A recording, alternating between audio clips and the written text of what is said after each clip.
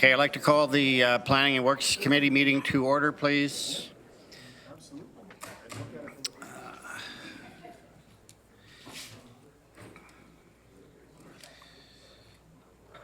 Can I have a motion to go into open session? Councillor Armstrong, Councillor Rentz, all in favor? It's carried. Any pecuniary interest to declare? Seeing none. Okay, we have delegations on 3 items, and we'll deal with the delegations first on those items as they appear in the agenda. So the first delegation is Tova Davidson from Sustainable Waterloo Region. And thanks for being here, Tova, and congratulations on a great awards event. Thank you. A few weeks ago that many of us attended. It was well done. Thank you so much. Do we have slides? No slides. I could probably wing it actually, but we'll give it a go.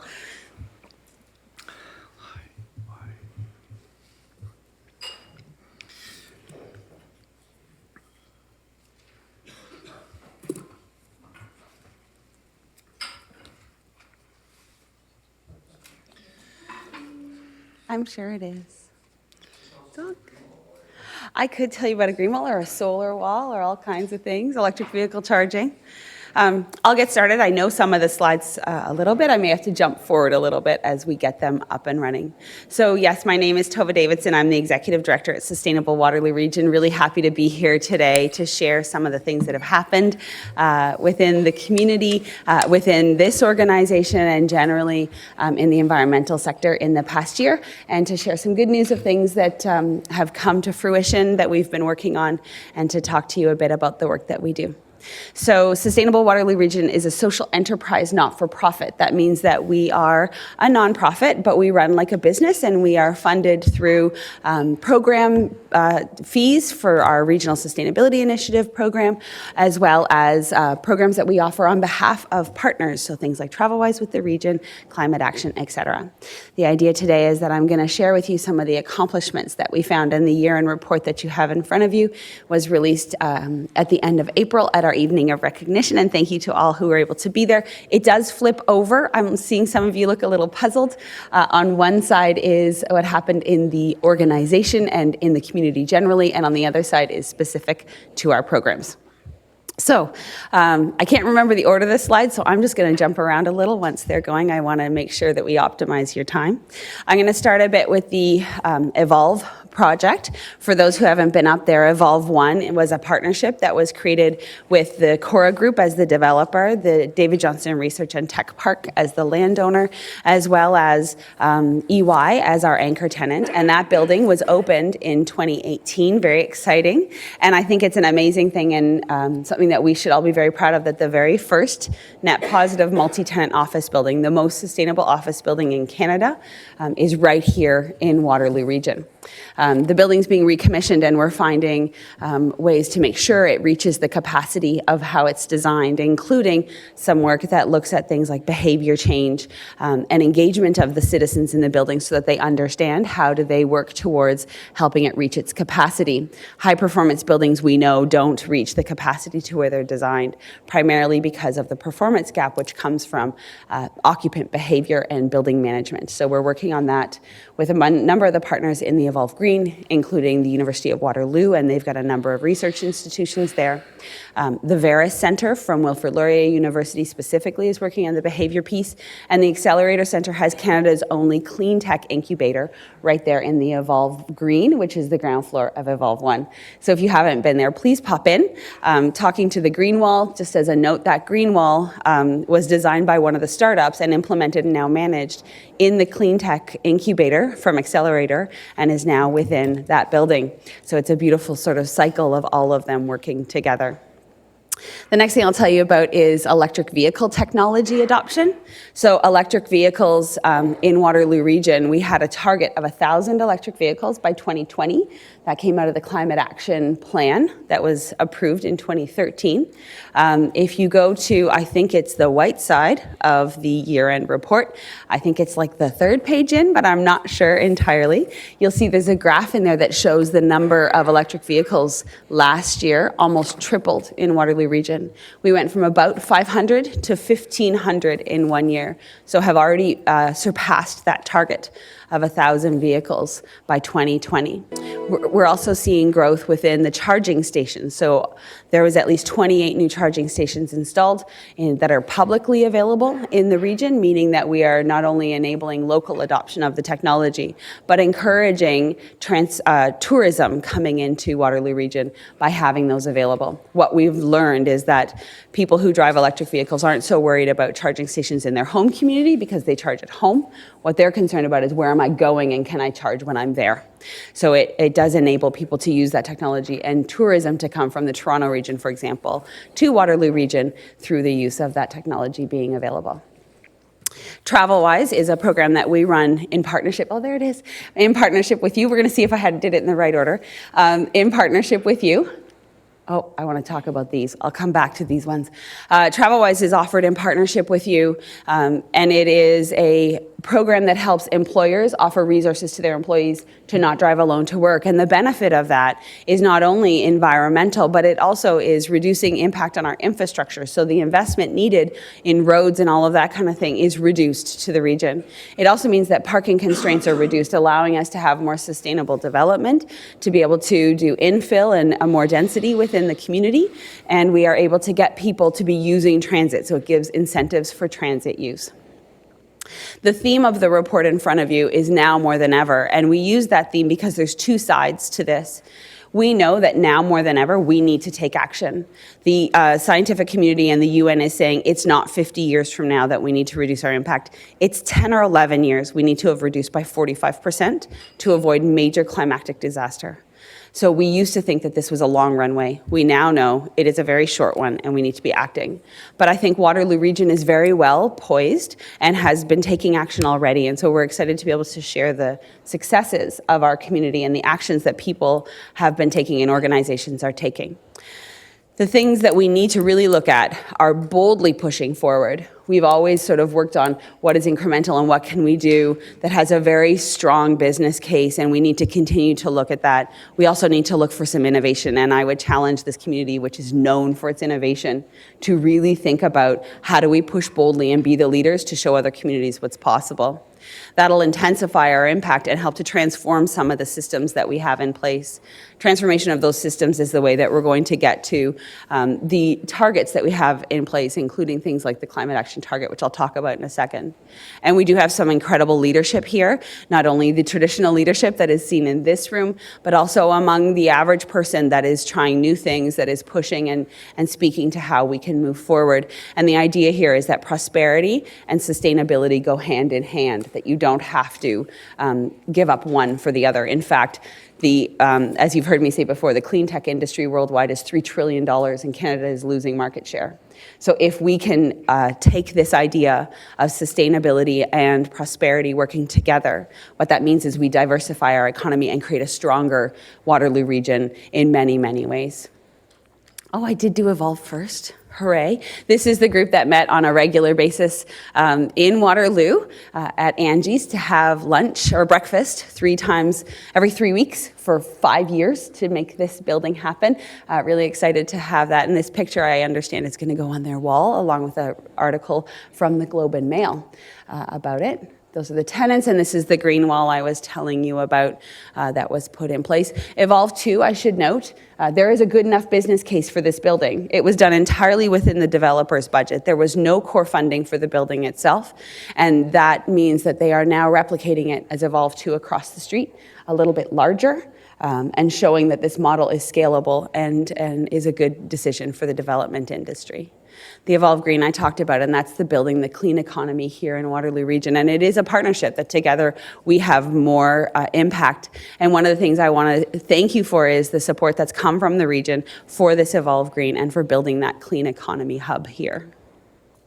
Charge WR, and here is the graph I was telling you about. It's 1,478 is the exact number from 559, so almost triple the number that we had before. And I'm really excited to see that the federal government has brought in an incentive to help more adoption when the provincial incentive was taken away. So that's a really good thing to see. I think climate action is the place we really do need to focus right now in this conversation. We know that we've engaged with 28 community organizations, partners, all of that kind of thing across the region. And this is the first year now that we have the long-term target, which was approved by all of the municipalities, all of the area municipalities. That's an important thing to note, including the townships now. So thank you to all of the township folks for the work that they've been doing as well. All 8 area municipalities are now working on our long-term target, and that's 80% reduced by 2050. It means that we're in line with the IPCC from the UN and with the long-term targets in the Paris Accord. So Waterloo Region is stepping up and meeting that, and we're working on engaging the community now. So we're really happy to share that we were able to get, as we went from 6% reduction target to 80% reduction target, a grant from the Federation of Canadian Municipalities, one of their Transition 2050 grants, and that is enabling us to use a backcasting model to then figure out if we know we want to go here, how do we move forward, what do we need to do in 5 and 10 year increments to move forward to reach this target. And we will be doing community consultations, and those consultations will allow us to then reach out to all of you, to the community generally, to the business community, to talk to them about how do we move forward and what are they willing to do to get us to that target, and do they understand what this can mean for our community, that prosperity and economy that goes together. So we invite you to please join us at those if you're able to. The more input we have, the better. We also know that you have incredible staff that have been engaging, and we're really happy to have them around the table in the management committee as well as on our sector committees. We've talked a bit about TravelWise. We had some incredible growth in the TravelWise program in the last year and a bit. 14 new members, taking us up over 40 members in that program. So it is growing quickly. And we're seeing that there are lots of organizations with ION coming online very soon, seeing that this could be an even greater benefit to them. So we're excited to have that, and here's what we're seeing in our mode split. From 2015 to 2018, there was a 2% shift away from driving alone, and if you think about those 40 companies doing that, that's a big change. What we're seeing is that the drive alone rate went down 2%, but transit went up 1%, and carpooling went up 1%. And the number one thing we hear from employees is that they want the option to work from home. And there's a great story that came out of Quarry Communications. If some of you have heard about this, they've implemented, actually as SWR does as well, a work from home Wednesday so that everybody works from home. You keep all those cars off the road. So they actually close their office, turn the heating down, keep all the lights off, reduce the impact on the building, as well as reducing the impact through all of that commuting. And we know from the climate action inventory that 49% of our carbon footprint comes from transportation. It is the single biggest place that we need to be looking for reductions in this community. 49% from transportation. So a big thing for us to be thinking about. We are really excited about ION coming on board. I have to tell you, I get a little gleeful every time it goes past the Evolve building. I see it run past. I'm super excited for that free period that's going to be available. I know that all of our team will be using it a lot. So thank you for that, and I think that's a great idea. Regional Sustainability Initiative, of course, is our flagship program of which the region, and now, again, I want to say a big shout out to all of the area municipalities. For the first time, 2019, every single municipality in Waterloo region is now a member of this program. It means that every single municipality either has or is working towards a target for their corporate emissions. That's really important. It means that the leadership is on board and moving forward, the corporations are on board and moving forward, and now the community continues to move forward as well. So kudos to all of you, and thank you for that commitment. We've had a bunch of program membership growth, but the big thing is that we're seeing growth in targets and in the reporting side. So if you go to the center spread of the book that I gave you, and the page before that will show who the members are as of the end of last last year, what you'll see is that there's very few in the first couple of milestones of the program, and a whole bunch that are now reporting and targeting. And what we're trying to do here is to reduce greenwash and encourage transparency in impact. So that center spread with all of those are showing exactly how organizations are doing, and some of them have started giving us financial information. So they will say, we have reduced our impact by this much, and we've grown 300%. So that kind of story is a really strong and important one to be telling. And when we met with Catherine McKenna earlier last year, it was a piece that she was really impressed with the ability to not only measure that, but to tell the financial story as well. Some of the new members that we had in 2018 and 2019, and this for me is one of the biggest stories of the year. Among all of the target-setting members of that program, they have committed to reducing 62,500 tons of GHGs, but this year they reduced 62,884 tons. That means they have now collectively surpassed the targets that have been set. More emissions reduced than committed to being reduced. That means that the program's having real impact, and it's pushing organizations to push further. And as you look at the individual charts, you'll see some of them are below their target already, and that's where that comes from. So really excited for them to be working on that. So just want to say that we are really proud to be stewards of a clean and prosperous future, that we're proud to be partners with the region and all of the area municipalities, that we are here to support. We are a support organization. We are here to help. So please reach out. Let us know how we can help. Please come to our events. As members, all of you have free access to every event that we run. So we would love to have you there. We would love to hear your voices. And I personally have an open cell phone and door policy. So if there's ever any way I personally can help, please reach out. Happy to do that and happy to answer any questions today. Thanks. Okay, thanks very much, Tova. Any questions to Tova in regards to her presentation? Councillor Clark. Thank you. Thanks, Tova. This is a little bit of a departure. I'm interested to see the electric car use going up. Yes. Does Sustainable Waterloo Region have a position or a target for hydrogen fuel cell cars? And I ask that because I've had a couple people with interest in that technology and wanting to see us advance that, and I know nothing about it. Sure. So hydrogen is sort of it's in my mind, it's kind of like the VHS and beta, if I show my age a little bit. We're at that point of which technology is going to go forward, and I think, right now electric is commercialized. So our focus is primarily on electric because it's the thing that we can get people to adopt right now. There's lots of work being done at the University of Waterloo on hydrogen, and they are not yet commercially available. Once those are there, then I think that is going to be a really interesting thing to look at. How do we build the infrastructure? What infrastructure should we be building? Electric right now is further ahead because of the ability to commercialize. The other side is that we know in Ontario, the electricity grid is fairly carbon neutral. It's pretty clean. And so the impact of electric vehicles in Ontario is much lower than it would be in another region or another sort of area where there is a higher use of fossil fuels for electricity generation. Thank you. Councillor McGarry. Thank you very much, Tova. I know that we've been talking a lot about ION and how that's getting going, but do you have any statistics about the impact that BRT has had from the Cambridge route? I don't, actually. That would be really interesting to see, and I think it's an important piece of the data. Also would love to have more members from Cambridge in the program. There is a subsidy right now. I know I think this is being televised or at least going to be podcasted. So if you're a Cambridge-based organization and you're interested in transportation support for your employees, please reach out to us. We would be happy to talk to you, and there is a subsidy to offset that cost.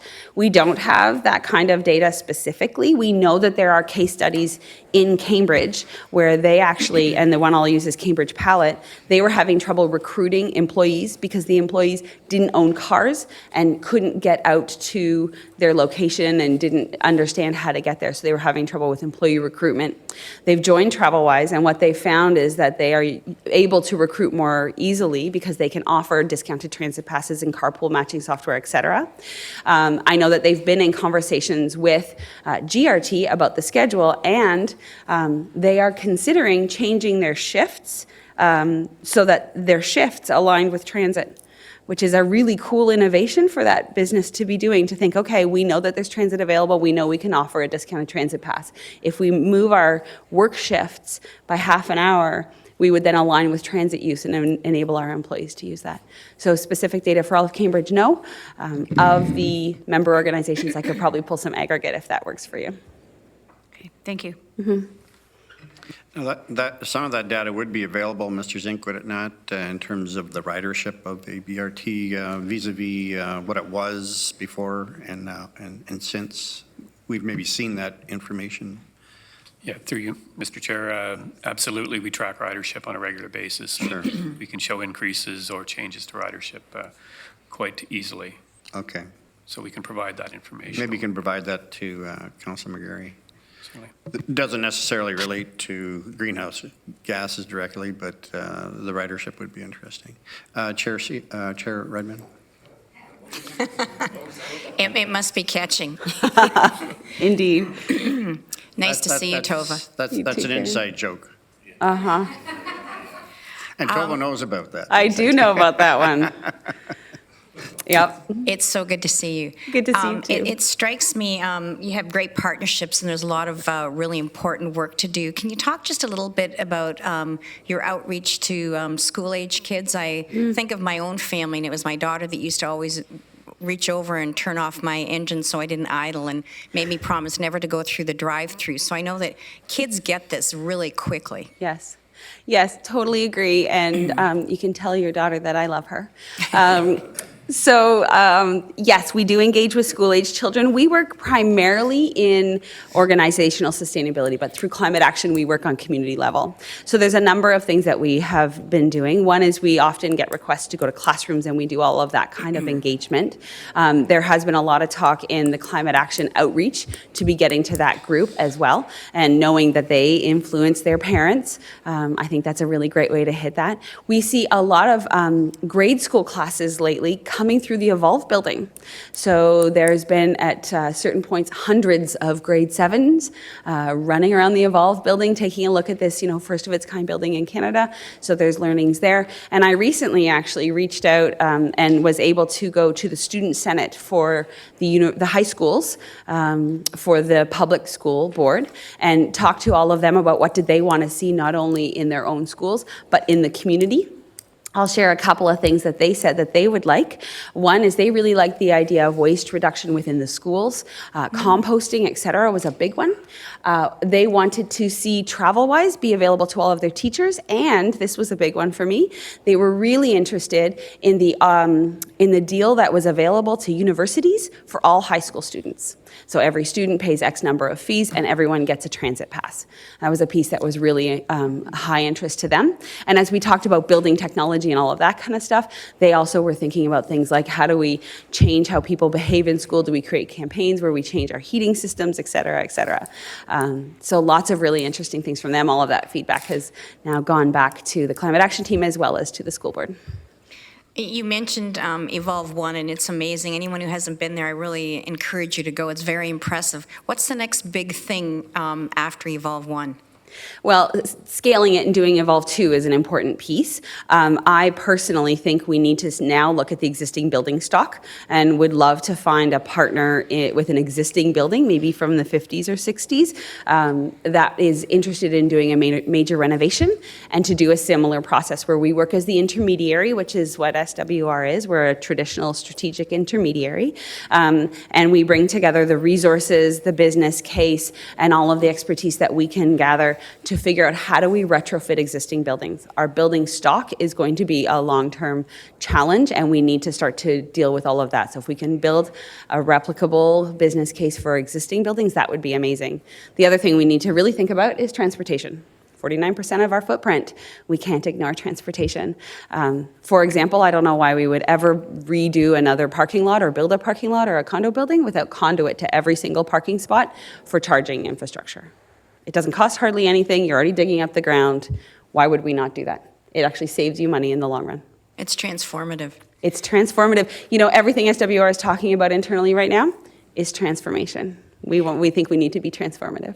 And this is a very small point, but one of your slides showed the awards that you honored people in the community. Can you talk about those awards a little bit? Because for anyone who saw them, they were really outstanding, and they're very consistent with your worldview and approach. The physical awards themselves? Yeah. Yeah, so the awards that we every year, we create our awards out of reclaimed materials. So sometimes we go to Recycle Cycles and get pieces of bikes, or we've talked to the manufacturers in our organizations and gotten like gears and used all that kind of stuff. This year, what we did was we did get those bike parts. We then took reclaimed glass and worked with a local artist, and they took old reclaimed wood from barns, and then they used the bike parts and actually did a stained glass effect in all of them, and all of the materials were reclaimed. So local artist, totally reclaimed materials. They're quite beautiful, and we're really proud of them. Thank you. Okay, thanks very much, Tova. Thanks Thank you so for much. everything that you do. There is a companion report in the package on page 7.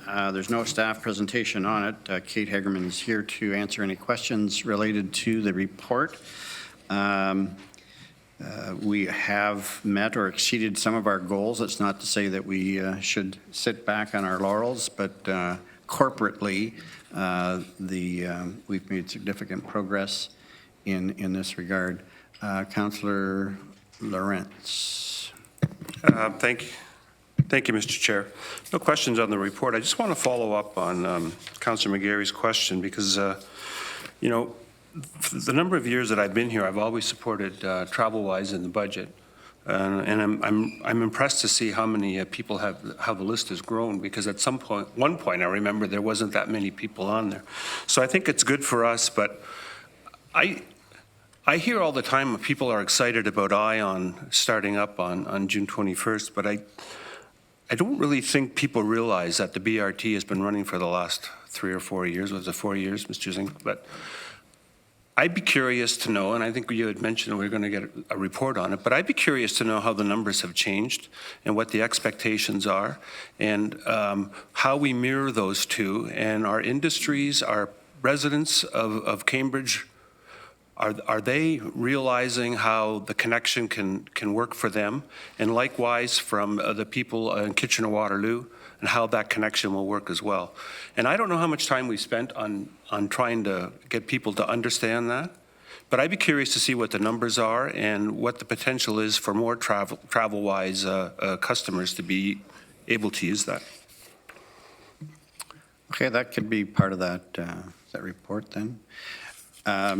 Any other questions or comments regarding the report on page 7? It's there for information. Okay, we'll move on then. The next item is the New Hamburg matter, the parking on, or the proposed level 2 pedestrian crossover on Huron Street, and Mike Jones is going to do a short presentation. Members committee will remember that this was here previously. We asked staff to go back and look at the alternative location. They've written another report, and we have some delegations in that regard as well. So welcome, Mike. Good morning. Thank you for having me. Through you, Chair. As was discussed or mentioned, I'm here to talk about Huron Street in New Hamburg and a proposed level 2 crossover.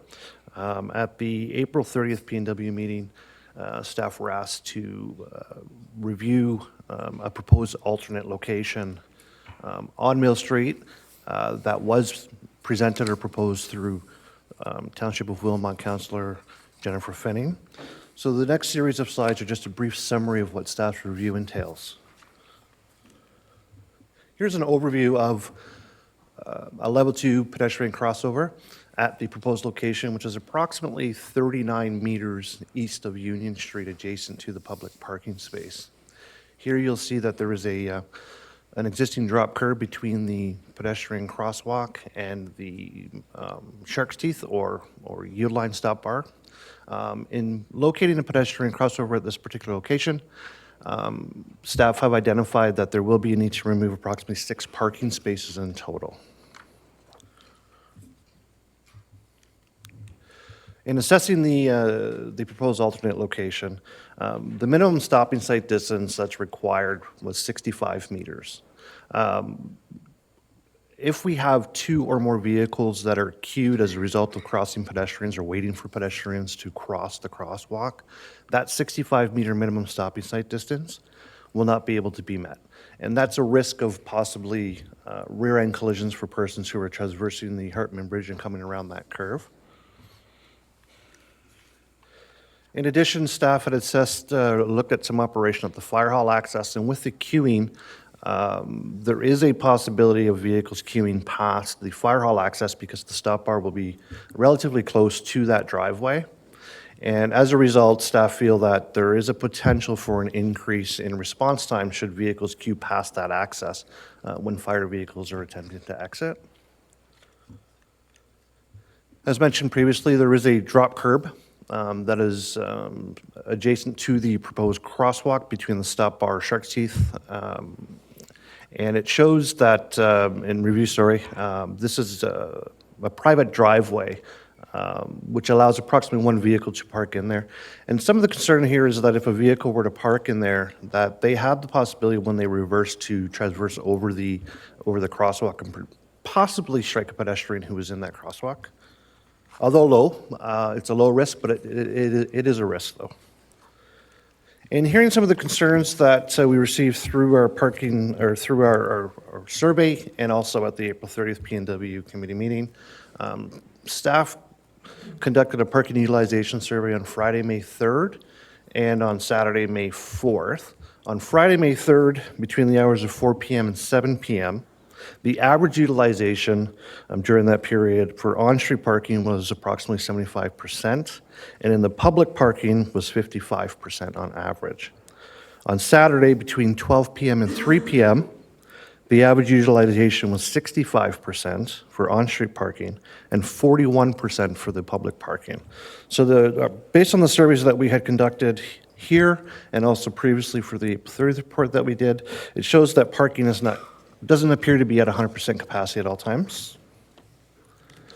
So through staff's review and concerns of the alternate location, staff is proposing that a level 2 pedestrian crossover be implemented on Huron Street at Mill Street.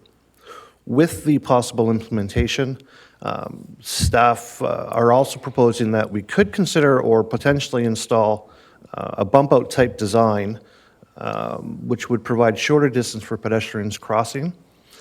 It would likely reduce travel speeds because it acts as a traffic calming measure, and it also provides additional streetscape space.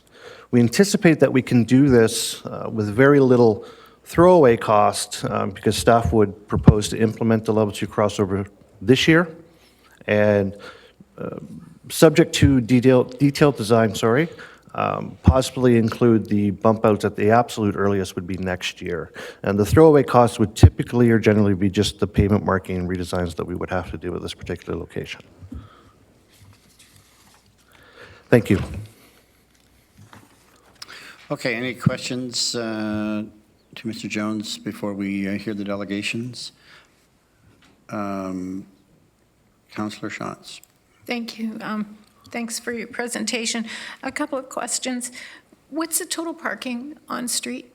I believe it's 27 on-street spaces. 27. And the proposal will remove how many?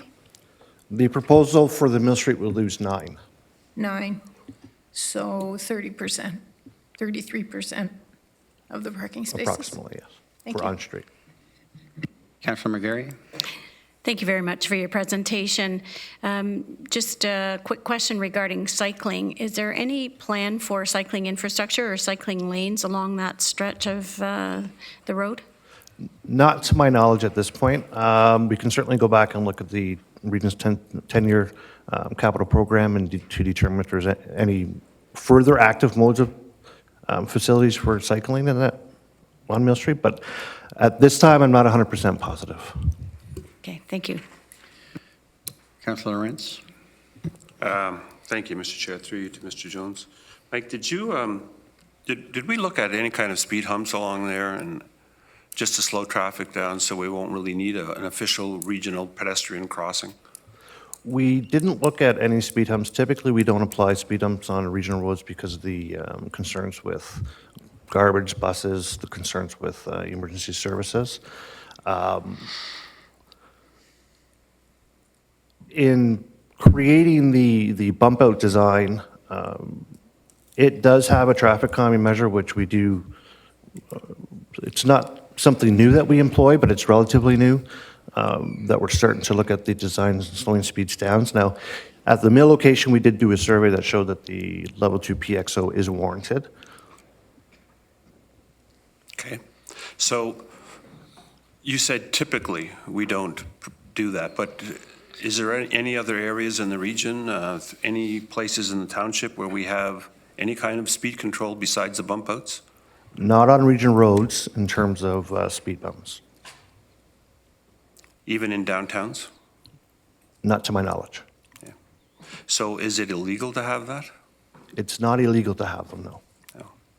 Have you ever looked at combining both, where you have, I mean, speed humps can go from radical to very, very limited in spacing.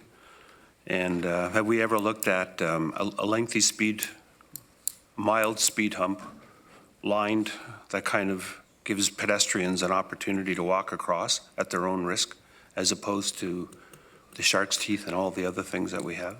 I know, Mr. Vanderkeer's kind of looking at me. I know it hasn't been contemplated, but does that mean that it cannot happen? Mr. Vanderkeer?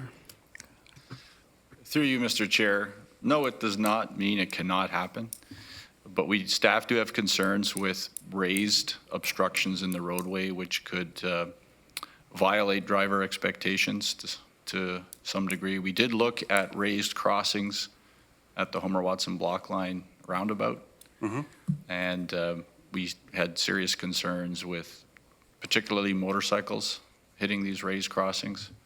So we always try to implement things that we know have proven safety performance benefits. And there are some good examples in other locations, other cities, municipalities of raised crosswalks, and we'll continue to look at that. But we also have to take into account about all the other vehicles and users on the roadway. I know emergency services generally are not supportive of vertical humps or bumps, although they are in existence on some local roads. So it's something to keep our eye on, but at this time we don't have any on regional roads, but we might consider some in the future. So we did a parking study, but did we do a traffic study? Do we know what the average speed is? I mean, that's not but between the stop sign and the bridge, it's a very short distance. I mean, people traveling like they do on Homer-Watson or Fisher-Hallman, are they doing 60, 70 kilometers an hour? I suspect not. We don't know what they're traveling. We likely do have some surveys that are older, but nothing newer to know what the average travel speeds are. But again,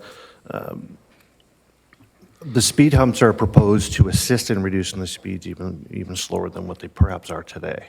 It's likely that they're not going 80 kilometers per hour because it's not a Homer-Watson Boulevard, but there is the likelihood that they're going anywhere between 45 and 50 kilometers per hour. So my view would be if it was something that was just slightly elevated and properly painted, it might bring to people's attention the awareness that people do cross here and they should be a little more cautious. I'm not talking about the speed humps on Greenbrook. I was involved in that one, and I still take a little bit of flack for that in Kitchener, but they work. But this would be something a lot less than that and a lot wider. And I'm just trying to figure out a way where, you know, I've had a lot of comments since our last meeting, and I think there's some other suggestions that are out there as well. But, you know, I know how important parking spaces are for small downtowns. And, you know, removing 30%, there's got to be a better way. And I'm not so sure if the solution that we've talked about is the right way. And I wonder if we could experiment with some of this stuff. Is it possible to do that, or do we have to make a decision today that we're going to do this, or staff's opinion? Mr. Vanderkeer? Through you, Mr. Chair, the first thing we need is direction from council as to install the crossing or not. But once we get that, staff will have a look at the bump out design, because I think that will go a long way to making that crossing work a lot better, because it'll shorten the crossing distance for pedestrians. It also puts them in a better view for drivers to see them standing, waiting to cross. It also helps pedestrians see cars coming as well. So the horizontal component has really good benefit potential for making that crossing work better. We just have to check the drainage, that the drainage will work through there, because generally the drainage is running away from the bridge towards Mill, I believe. So as soon as we put anything, change the roadway, then there will have to be some catch basin and storm drainage modifications. Providing a raised crossing would definitely exacerbate the challenge with drainage as well. But we could probably make some modifications. We can look at the vertical element. Current best practices are about 75 millimeters is generally the raise for a hump, no more than that. But it needs to be long enough so that it doesn't create this really large vertical deflection for vehicles. So it would have to be a long platform, which would increase the cost significantly. Not saying it's out of the question, we can have a look at it, but I think the horizontal component, the bump outs, has the greatest potential to improve the crossing and has some potential for the operating speeds along that stretch as well, because it'll make the corridor look more constrained to drivers. And that's a key component in how they operate, is how they feel as they're driving through there. And with the bump out, we still lose the 9 spots? Correct. That's correct. So, okay, I'll wait till the delegation. Councillor Armstrong? When you were suggesting the bump outs, did you take into consideration the transport trucks that turned down Mill Street? We did, but that would be something we would have to look at in more detail when we do detailed design. Because, I mean, as it is now, it is quite a tight turn for them with a 54-foot trailer on the back there to be turning down to the mill, and that's the only access they have to get to the mill, is to go down Mill Street. And that would be a big concern, especially with the bump outs. It would really create a problem. One question I had, Mike, is would the bump outs be appropriate for the alternate location as well, or are there reasons you wouldn't put the bump outs at the mid-block? At the alternate location, we would be able to consider bump outs on the north side of the road where we're removing or proposing the removal of the 6 parking spaces. The intent was to use the available pavement that would be removed as a result of the parking loss. Okay. Okay, no further questions? Or Mr. Schmidt? Just on the south side, there are also the driveway entrances that would preclude us putting a bump out in that area. That's what I wondered, yeah. Okay, thanks very much, Mike. Thank you. We have 2 delegations. The first is Gina Ruttan from the Ruttan. I'm not sure. I got it wrong the last time. Did I get it right the second time? Okay, from the Board of Trade. Welcome, Gina. Good morning, councillors. Thank you for allowing me to speak on behalf of the community and the New Hamburg Board of Trade once again. So we're here back talking about one of the most controversial crosswalks I've ever encountered. I think the Board of Trade wants to emphasize that safety is a priority for us along with the region, that we feel that we can achieve this goal and not disrupt the downtown at the same time. So here are some of our member concerns and alternatives that we kind of explored and we think should be explored a little further at the region level. I was trying not to, a lot of the questions today did kind of cover what I'm going to cover, so I'll try not to repeat myself too much. Another delegation will speak to this a little bit more, but the loss of 9 parking spaces is disruptive to the sensitive economy of our downtown. If people can't find a suitable parking space, they're not going to shop downtown, and that's as simple as that. The proposal that Councillor Fenning presented last council meeting is preferable for our community as we do limit the spaces required to 6. It has the added benefit of being placed right next to the main exit of the off-street parking where more cars are going to be directed to park. So it would increase the overall usage of the crosswalk and the safety for our community. The currently recommended crosswalk at Mill Street, we do believe will create backup along Huron Street up to the Peel and Wilmot Street intersections. The intersection here is already difficult to navigate at the best of times. If you're adding heavier volume of traffic there as well as stopped cars for the crosswalk, that can only lead to more traffic accidents at that corner. So some other proposals and considerations we would like to be taken into account. We would like to be taken into account the fact maybe upgrading the crosswalk would reduce the number of spaces required, so putting an overhead light in rather than the level 2 that's being proposed at this station or at this time. We also feel that if we can decrease the speed along Huron Street, and again, this has been spoken to a little bit, that would decrease the amount of spots needed for the line of sight. Putting in some traffic calming measures potentially, or even reducing the speed of the actual street. In addition, I know this was spoken about a little bit, but if we could put a bump out along the street in front of the subway, so where the proposed, Councillor Fenning's proposed location is, perhaps that would calm the street a little bit more, as we were talking about bump outs causing traffic to slow down a little bit more. Maybe that would help reduce the number of spaces needed for the crosswalk to go in at Mill Street. And I think, again, I'll just reiterate, putting the bump outs in at the Mill Street location, the Board of Trade is concerned with that because, again, as Mayor Armstrong suggested, trucks go down Mill Street to the mill, and that turning radius would be very difficult to navigate for them if the bump outs were there. Again, thank you so much for all of your consideration for our community, and I look forward to seeing how this all turns out. Okay, thanks, Gina. We may have a question for you. Councillor Foxton. Thank you, and through the chair. Isn't the speed, if you come into New Hamburg, the speed limit for the whole community is 40 kilometers, correct? That is correct, along Peel and Huron. So I don't know if there would be a reduction. We're just trying to look at any possibility to I don't reduce. know if you could reduce it less than 40 kilometers. Yeah. Because I think you're one of the rarest communities that have a 40-kilometer speed limit. In the downtown region? Yeah. Yeah. But I like Councillor Lorentz's idea of the traffic calming, and just to note that in the Township of North Dumfries, as we maintain roads, we are putting in pedestrian humps all the way through the village. And and very wide. They're probably 9-10 feet wide, and they're just a gradual hump, but they will go through our whole village being marked with the markings as well. We're just doing it now, and it just got put in 2 weeks ago in 2 of our main streets, and they're doing wonderfully. And people are very happy with it. There's a couple of traffic calming things we've put in. We'd love them on regional roads, by the way, if the region would ever reconsider, especially where our children cross. End of plug. Thank you. Okay, thanks, Gina. Thank you. The next delegation is John Zehr. Morning, John. Good morning.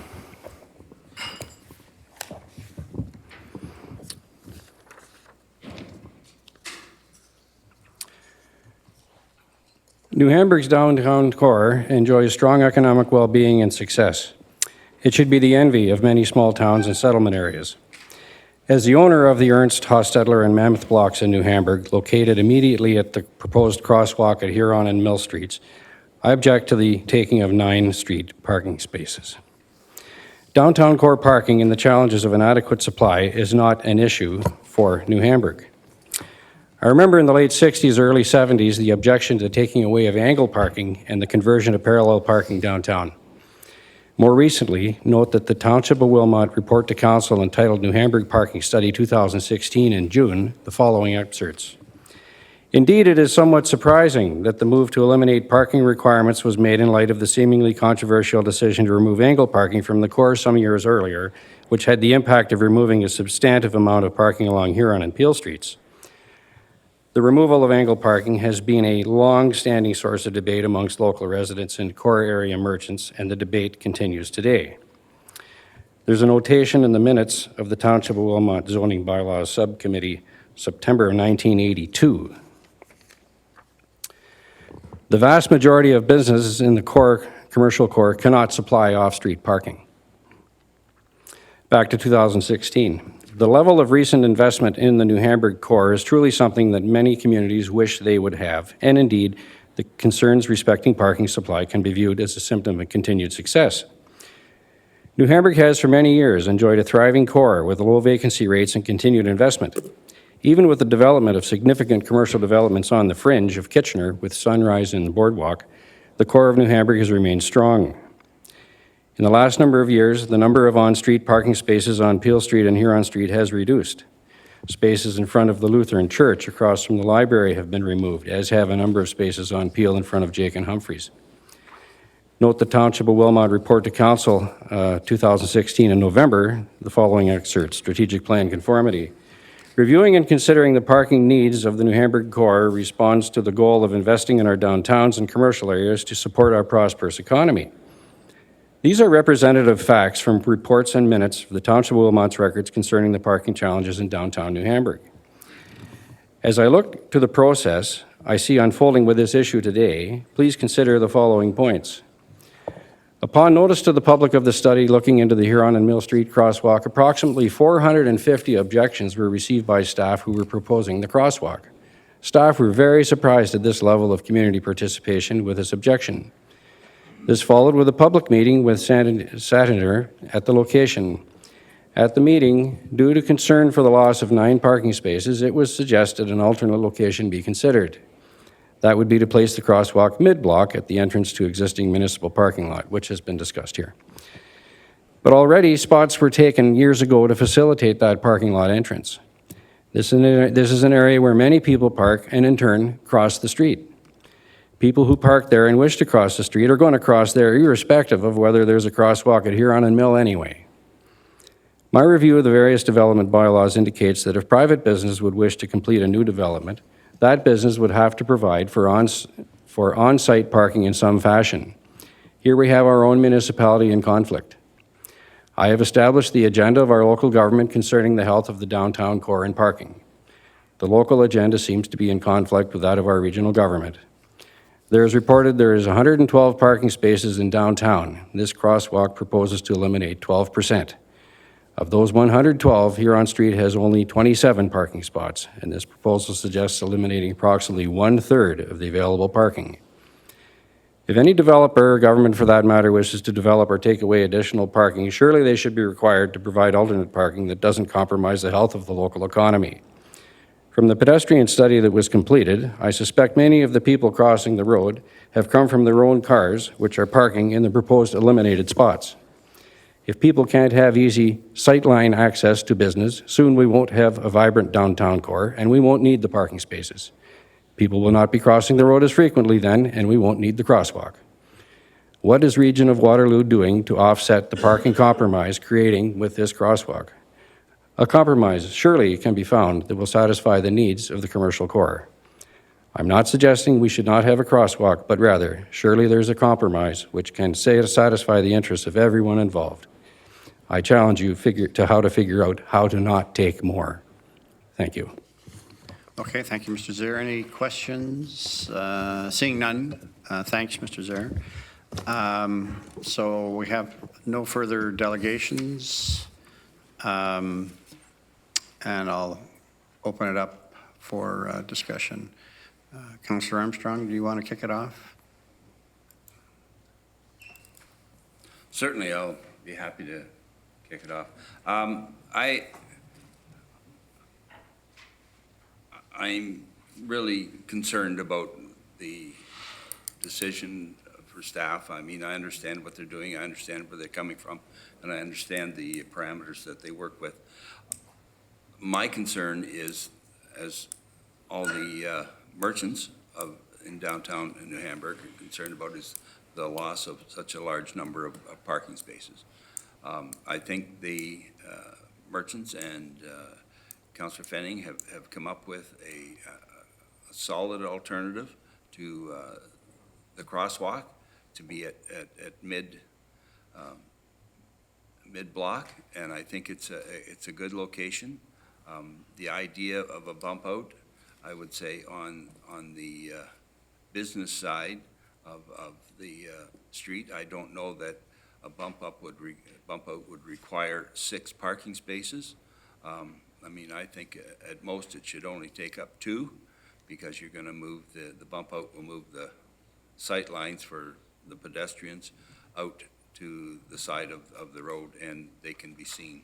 So I don't think you need to have take up 6 parking spaces for that. So that is, and on the other side of the street, I mean, there's no parking all the way from the bridge down to beyond where their proposal is. I mean, as far as sight lines, I mean, I drive across that bridge, and as soon as I come across the bridge, I mean, I can see where staff have suggested that the crosswalk be. I can see that from the bridge.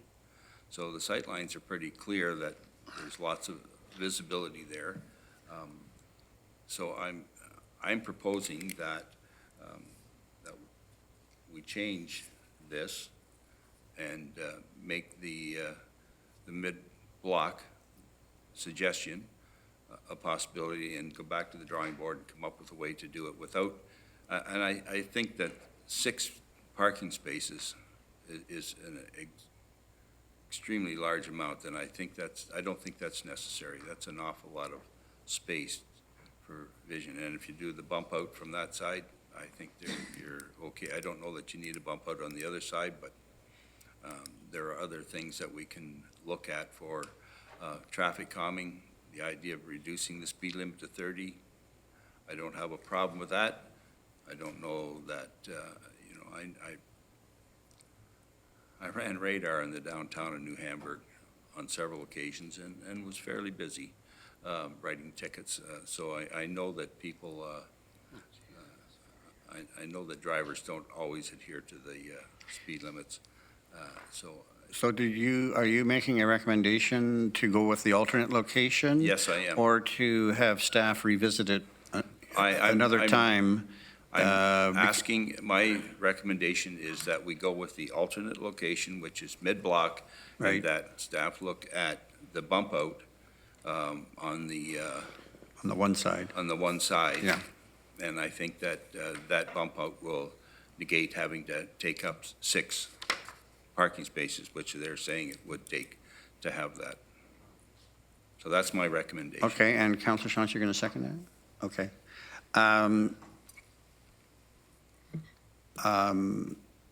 The only thing that concerns me, I may have to ask staff here, like in terms of the number of parking spaces. So it's clear you want it in the other location, which I can support as well. But in terms of the number of spaces that are lost, the report indicates there would be 6 versus the 9 at the alternate location. Maybe ask Mr. Vandekeur, I mean, is there, what would need to be done to reduce the number further to 6? How could that be from 6 to 4 or to whatever other number? Is there opportunity to do that, or is that? Through you, Mr. Chair, there's limited opportunity to reduce that beyond the 6 without doing a lot more work to verify if that can be done or not.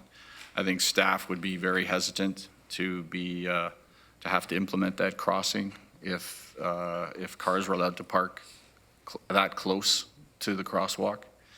And again, the feasibility of the bump outs is still yet to be determined in terms of the drainage impacts and so on. So I wouldn't want to hang the 2 together at this point. Staff definitely want to look at it to see if they can make it work. But I think to go less than 6 removal is going to compromise the operations of that crosswalk in staff's opinion. So Councillor Armstrong, how do you want to frame this then? Because if council makes a decision today to go with the alternate location, which it may well, I'll support that. You're putting a proviso on it, it seems. So if staff can't reduce it, are you saying then that it has to come back to council then?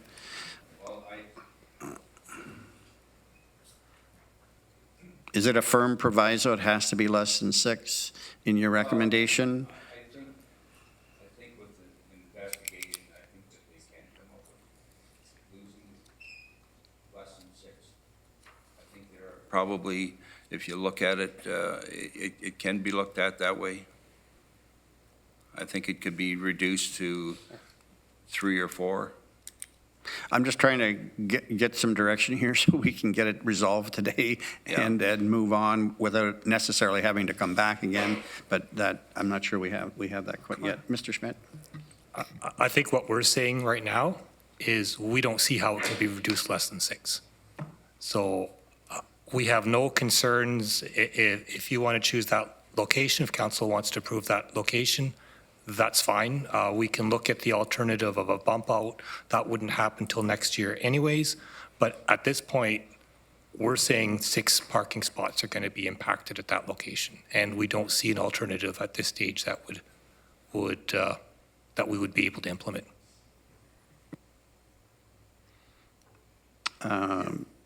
Councillor Rentz. Okay with the 6? Thank you. Thank you, Mr. Chair. So I can agree with some of the comments that Councillor Armstrong made, which I think we should send this back to staff. I recall when we dealt with the town of Petersburg, and we had many public meetings, which you and I attended. We had many suggestions, and it came back and forth to committee many times before we found a resolution to that.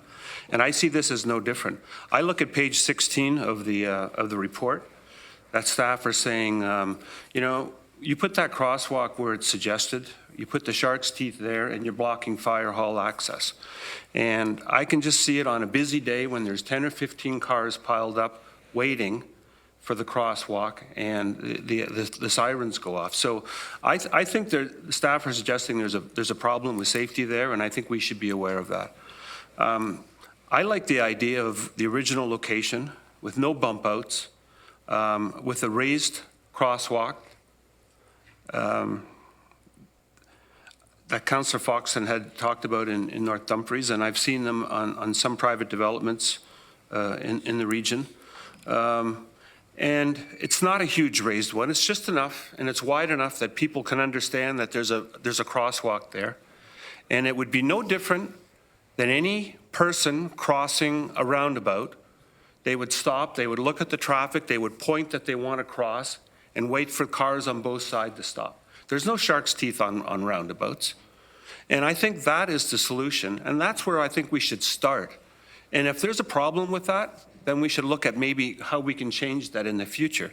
But we're talking 40 kilometers an hour is the road speed. I think the issue is when cars are driving there, the sight lines to spot pedestrians between parked cars is hard to see. And that's what I think is the issue. So if you can put a wide enough walkway there, a crossing, and it doesn't have to be raised a lot, I think that's the start of a real solution, with the signage saying, make sure you get the attention, point before you cross, make sure you see both cars stopping in each direction, and then be safe to cross. I think you'll save all your parking spaces. I think you'll resolve your problem. And you don't have to worry about blocking the fire access. You don't have to worry about sight lines that regional staff are worried about. And I think we should send it back to staff and look at both alternatives and flesh it out a little bit. I mean, I was surprised as well about the number of comments that came in. I don't think anything we've done. I remember there was Conestoga was controversial, Petersburg, but I don't recall ever getting that much feedback on changes that we talked about in villages. So I can't support what Councillor Armstrong is saying. I can't support sending this back and have it come back from staff with maybe 2 clear alternatives and the pros and cons, and having some input from the board and trade and any other interest parties, and then maybe we can move forward with this. That would be my suggestion. And when the time comes, I know that other people want to speak, I'd be happy to move a deferral. Councillor Shantz. Thank you. Before I make my comments, I have a question for staff, and that is, why do we need to eliminate parking spaces to the west of the crosswalk when you're traveling west?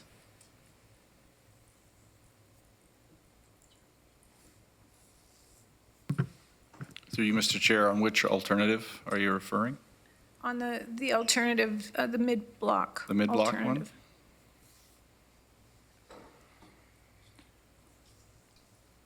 Well, there needs to be room for vehicles to pull over, and they need to see, so we can't block sight lines to pedestrians as well. So it's to provide clear sight lines to the pedestrians and for pedestrians to see the vehicles as well.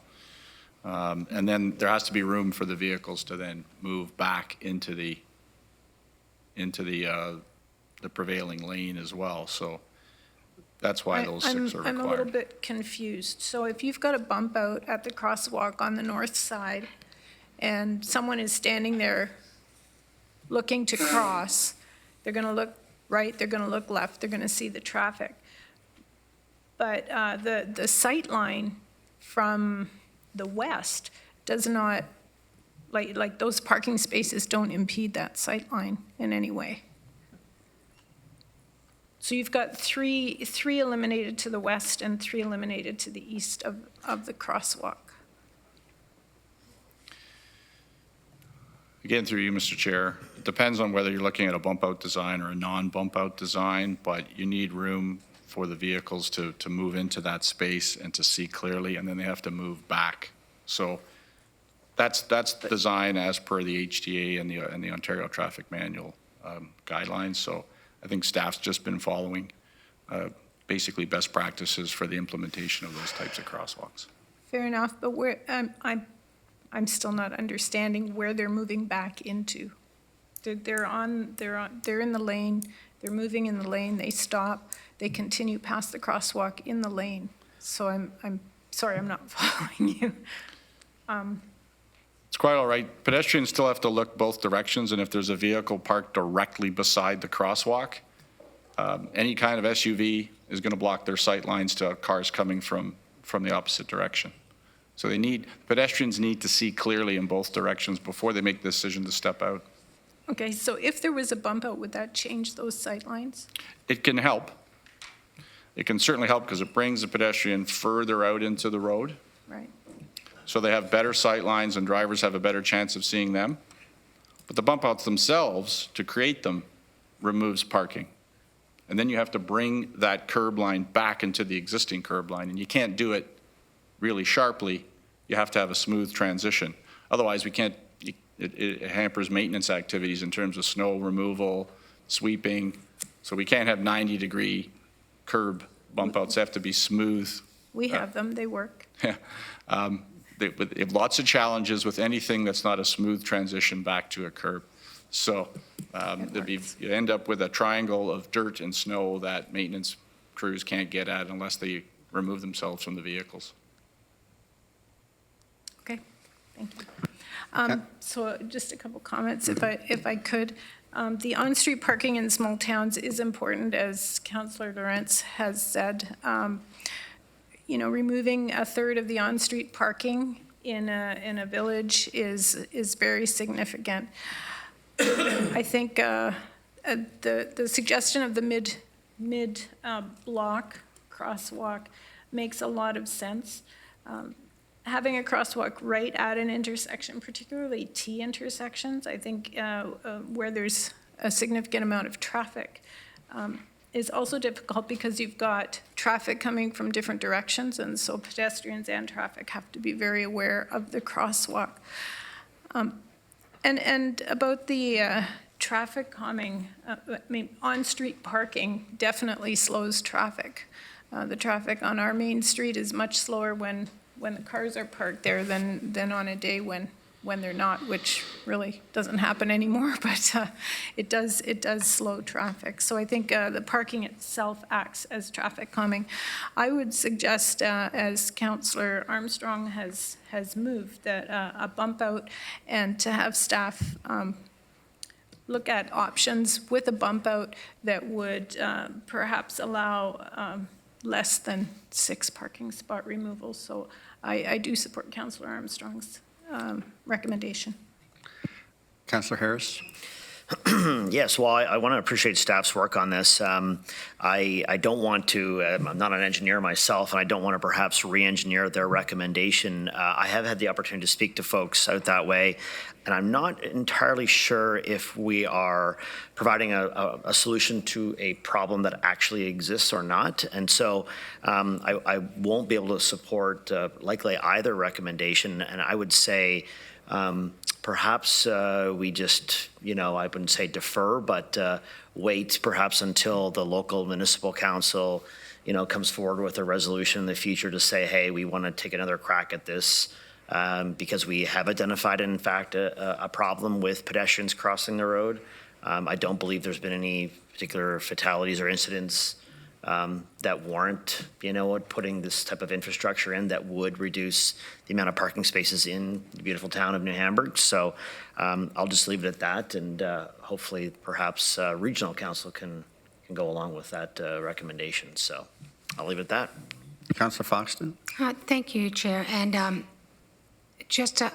like to, Councillor Harris brought up an interesting issue. Was this brought forward by the Wilmot Township? So it was a request from the municipality, from the council? Okay, thank you. I just wanted to clarify that because I thought they said that last meeting. The other thing, it seems like parking seems to be an issue because everywhere, because that's what we're dealing with at the township as well. And one thing we did discover was that our on-street parking downtown is taken up by a lot of the business owners. And therefore now we have started a bylaw and there's a 2-hour parking limit. And they'll be warned this coming few weeks, and then it will be ticketing, because we believe a lot of our parking issue is the 2-hour parking problem. Okay, no further speakers. We have a resolution to move forward with the alternative location, and with a request to staff to try to minimize the number of lost spaces. Councillor Rentz. Well, I'd like to move a deferral, Mr. Chair. So a deferral to? Back to staff to come back with flesh out the 2 possible alternatives and have it come back to committee so we can discuss. And in the meantime, they can speak with the Board of Trade, look at two clear alternatives. The one that I suggested and the one that's here. The mid-block and the raised crosswalk. Well, the reason they can't support the mid-block because it's safety concerns, and I think all of us should be aware of that. So, but I would move the deferral and have it come back. Is there a seconder to the deferral? Councillor Kiefer, Councillor Strickland? Thank you, Mr. Chairman. I would support the referral, but if referral went back to Wilmot Council. Wilmot brought this forward, their request. We've spent an inordinate amount of staff time on this. We can't seem to get an adequate resolution here at Regional Council. Send it back to Wilmot and have them work with their community and let us know what they want. It'll come back here again and we'll be debating another hour on it. It's obviously a very local issue, local sensitivities. The Board of Trade's concerned, citizens are concerned. I think Wilmot should sort it out and let us know what they want. Councillor Shantz. I think Wilmot has let us know what they want. But I did want to, in case this deferral goes through, because I know we're speaking to the deferral, if the deferral does go through, a question I have is, does Wilmot have a siren that goes when the fire alarm goes? No? So if it's a silent alarm then, so someone crossing wouldn't know that there was a fire alarm? Okay.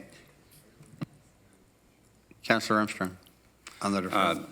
No, I mean, as soon as the trucks pull out of the siren goes, the trucks, their sirens are going.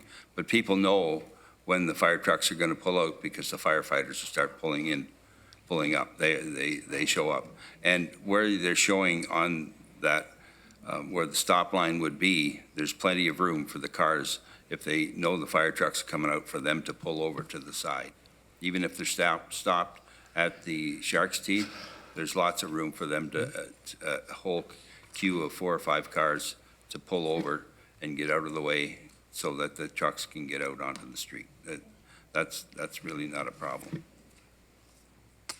Were you speaking to the deferral as well or not? Yeah, I mean, to defer, I mean, we've already let, Township has already let, we've had a councillor here from representing the council speak. Last time, the citizens are speaking, the Board of Trade is speaking. They've indicated their concerns and what they would like to see done, and the alternative is the one that they would like to have seen.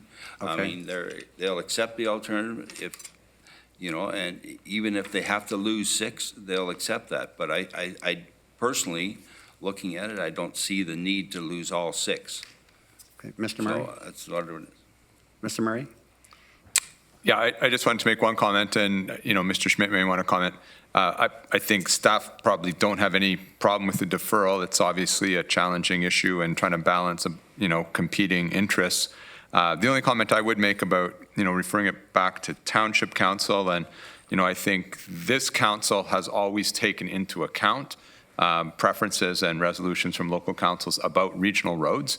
But ultimately, it's a regional road, and ultimately this council is going to have to make decisions about how you want to deal with safety issues on regional roads.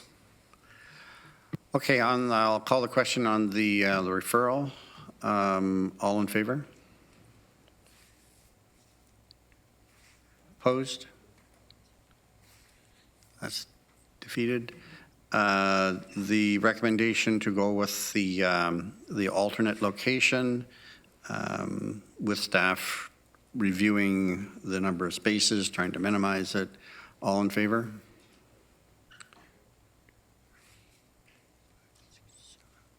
Opposed? That's carried.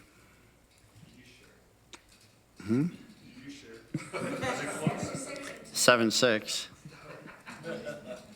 And I would be in favor, so that's 8-6. Close. Of course, this does have to come to council next Wednesday. There's only one member missing, so it may. 2 members missing? Yes. 2. That's right. We'll take it forward to regional council next week. Okay, thank you. We'll move on then to the third item that we have delegations on, and that is the on page 162, stage 2 ion, the refinement, and also a contract increase to a consultant. There is no staff presentation on this, but staff are here to answer any questions. We do have 2 delegations.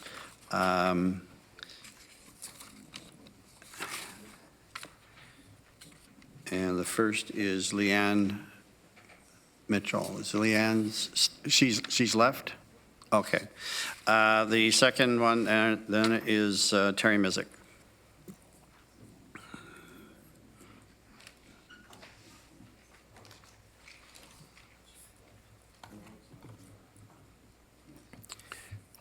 Mr. Chairman, members of the Planning Committee, I don't want to take up a whole bunch of extra time. We've talked about this many times, but I do want to raise one last issue. Today, the Planning Committee is being asked to endorse the project team's preferred route for Stage 2 Ion from Kitchener to Cambridge.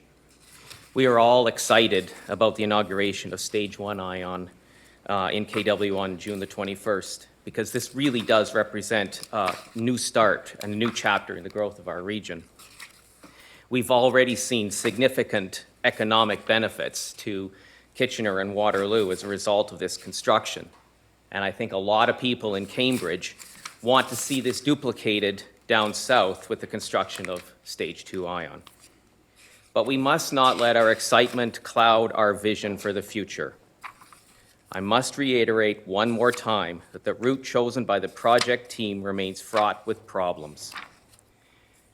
I attended the council meeting when the planning committee, where the planning report was presented.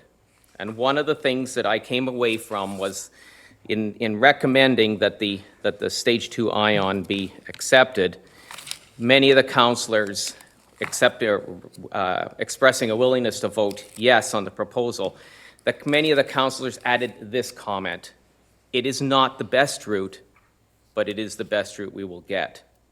So I want to ask one question, and I want each one of you to think about this.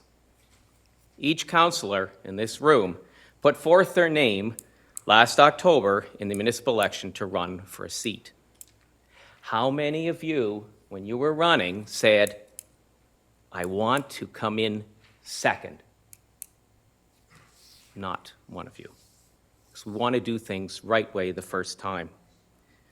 Why would we want to come in second? So why are we about to accept a route proposal that many have identified as not the best?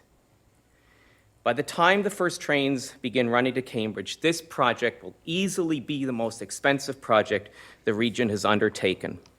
And we want to ensure that we don't get second best. So many innovative route proposals were put forward that could have made the Stage 2 Ion a centerpiece for design and innovation for transportation in Ontario.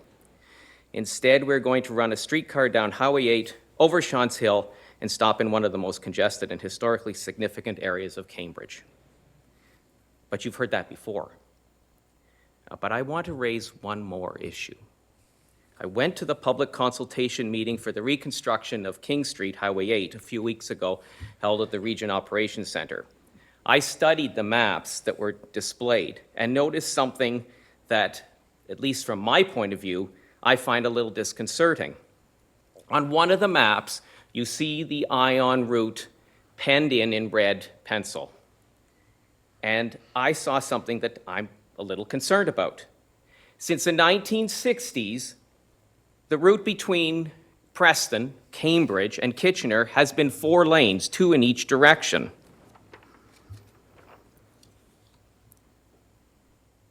And when I take a look at the proposed route with the Ion included, I see that just north of the 401, Highway 8 becomes 1 lane in each direction, with a turn lane going to westbound 401 and an on-ramp or a lane coming off the 401 to northbound Highway 8. Now, at this point, I'm just wondering, why are we going to build a choke point into Highway 8? We know that Highway 8 is one of our busiest routes. So I'm asking that one more time we take a look at this route. If this choke point is going to exist, it's going to cause traffic problems, it's going to cause accidents. And I believe that we need to take a look at this before it goes to final vote. We should not be spending billions of dollars to build something that will be second best. And this is just one of the things that I've discovered.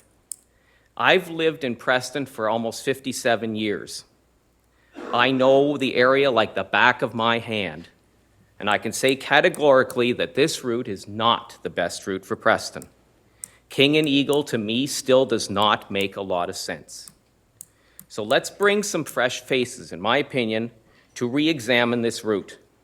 Let's make a choice for the best route before we spend the money. And let's make the Ion the talk of not only the region, but of all of Ontario. Thank you. Okay, thank you, Terry. Any questions to Mr. Mycyk? Okay, seeing none. As I said, there's no staff presentation. I think people are certainly aware of the history. This small piece of the Stage 2 route was put back to staff to review once again.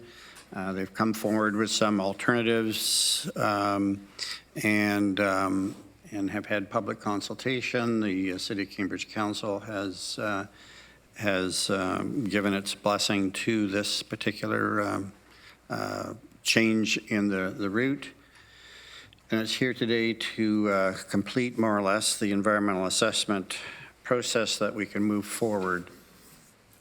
Are there any questions to staff in regards to the recommendation? Or can I have a motion to approve it? Councillor Kiefer. Yeah, thank you, Mr. Chair. Just a quick comment. This has been, of course, a very difficult and controversial part of the route of the LRT.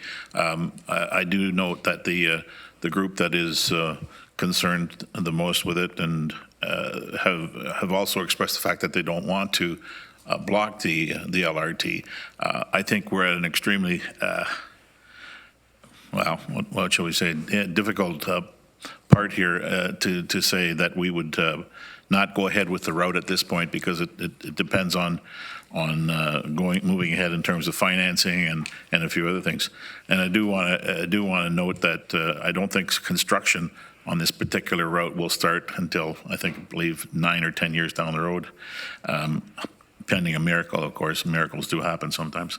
But it's a situation where if we block this or continue to block this, I mean, time is of the essence. I mean, we all know how much money and time is, and I think we need to move forward on this very. It's, you know, as was pointed out by the delegation, it's not necessarily the best situation, but it's a situation that can be worked with. I'm positive of that, and we'll see what happens. Thanks.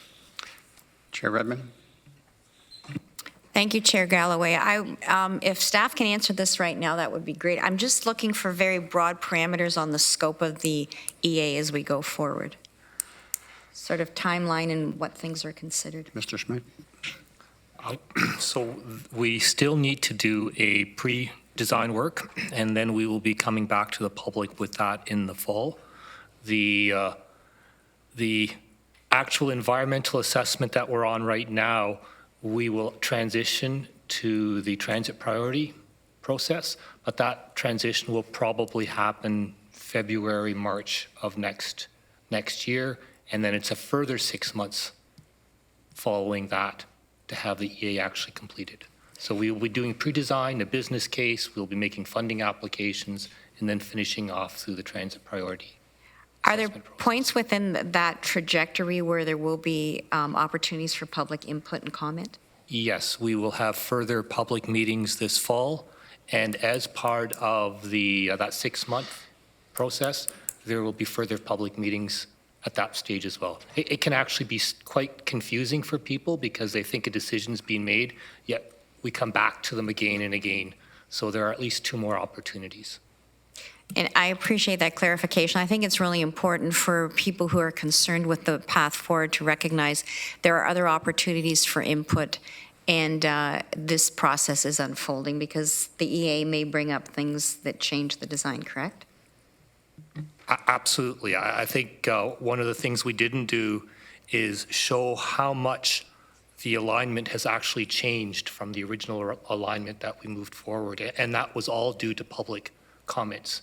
So if you look at the alignment that we took forward, I think it's almost a year ago now, and where we are today, significantly different. So we definitely do look at what the comments are that we get. Thank you. And I guess, Chair Galloway, I would just echo comments that have made that it's time that we continue to move forward with this very important phase 2 of the ION. Okay, no further comments. Somebody want to move the recommendation and a seconder, Chair Redmond will move it, seconded by Councillor Jowett. All in favor? That's carried. Okay, thank you. Another milestone in this particular project, but there's still other milestones to reach and to get past. And as has been indicated, we'll be dealing with some more specifics on the actual design at a later date. Okay, so that is all the delegations. So we're going to go back to the main agenda and the consent agenda. There's a couple items on the consent agenda that are still to be dealt with. Any one of those items that anybody wants extracted for discussion? If not, moved by Councillor Strickland, seconded by Councillor Foxton. This is now the consent agenda. All in favor? It's carried. The regular agenda, the first item is an important matter, the proposed Bill 108, which is a rather omnibus bill covering many aspects of our business and many different acts, as you read the report. And Michelle, or Mr. Regier is going to open it up, and then Michelle is going to give us some highlights, I think. Well, thank you very much, Chair Galloway. This is quite a sweeping piece of legislation, and there are actually 2 reports. One will be coming forward in A&F later on this morning as well. But this one deals with the non-financial aspects of Bill 108. I guess the 13 schedules are fairly extensive. We apologize for the length of the report, but it was something that we felt we need to cover comprehensively. Michelle will provide a little bit of an overview of some of the salient points in our staff report. Thank you. Thanks, Michelle. Thank you, Chair Galloway. The report before you deals with Bill 108, which is the More Homes, More Choice Act. It's currently posted on the Environmental Registry for comment until the end of this month. It covers 13 distinct acts. 11 of them are covered by this report, as Rod indicated. 2 of them, specifically development charges, the Education Act, and a small component of the Planning Act changes dealing with community benefits agreements. Michelle, can you put the microphone more in Will be front? covered in a companion report thank you. today at Administration and Finance Committee. So there is one thank you that I do want to put out, is that there were quite a few staff colleagues that participated in the development of the report. So thank you to staff from TES, Community Services, Corporate Services, Human Resources and Citizen Service, and Planning, Development and Legislative Services. As Rod indicated, it's quite a sweeping set of proposed changes to a variety of acts. One of the challenges associated with reviewing this legislation is that we don't have all the details, so there are regulations that will need to be released in the future that will provide some of the details. So the comments are based on the information that we have available to date. This being said, 6 of the acts that are included in this report, specifically the Cannabis Control Act, the Environmental Assessment Act, the Environmental Protection Act, Labor Relations Act, Occupational Health and Safety Act, Workplace Safety and Insurance Act, have been reviewed by staff, and there aren't significant operational concerns associated with these acts, and so therefore there are no specific recommendations associated with them, but there are summaries of the proposed changes found in the report. With respect to the remaining 5 acts, there are recommendations. We're going to start with the Endangered Species Act. This act is proposing changes with respect to how species are listed, the process that they go through, specifically with respect to how and the timing associated with them. So there are recommendations associated with, or concerns outlined associated with that, as well as changes to the permitting system in terms of when an endangered species is encountered during the development approvals process, in terms of providing some flexibility to development. There's also proposed changes to the Conservation Authority Act. This is more specific to the mandate of the Conservation Authority Act. We did have conversations with staff from the Conservation Authority, and our comments on this these specific proposed changes are aligned. And so it is specific to the mandate. We are recommending that the mandate specifically include natural heritage components, as well as ensuring that source water protection maintains part of the mandate of the conservation authorities. With respect to the Planning Act changes in LPAT, I'm going to kind of do them as a package to start. The effect of the changes are to revert us back to a process that is much more reflective of the former Ontario Municipal Board. Specifically, there are requirements, or there are proposed requirements for de novo hearings, which would allow for the introduction of new evidence, as well as cross-examination, an elimination of the 2-stage hearing process, which would allow councils to weigh in after initial decisions by the LPAT.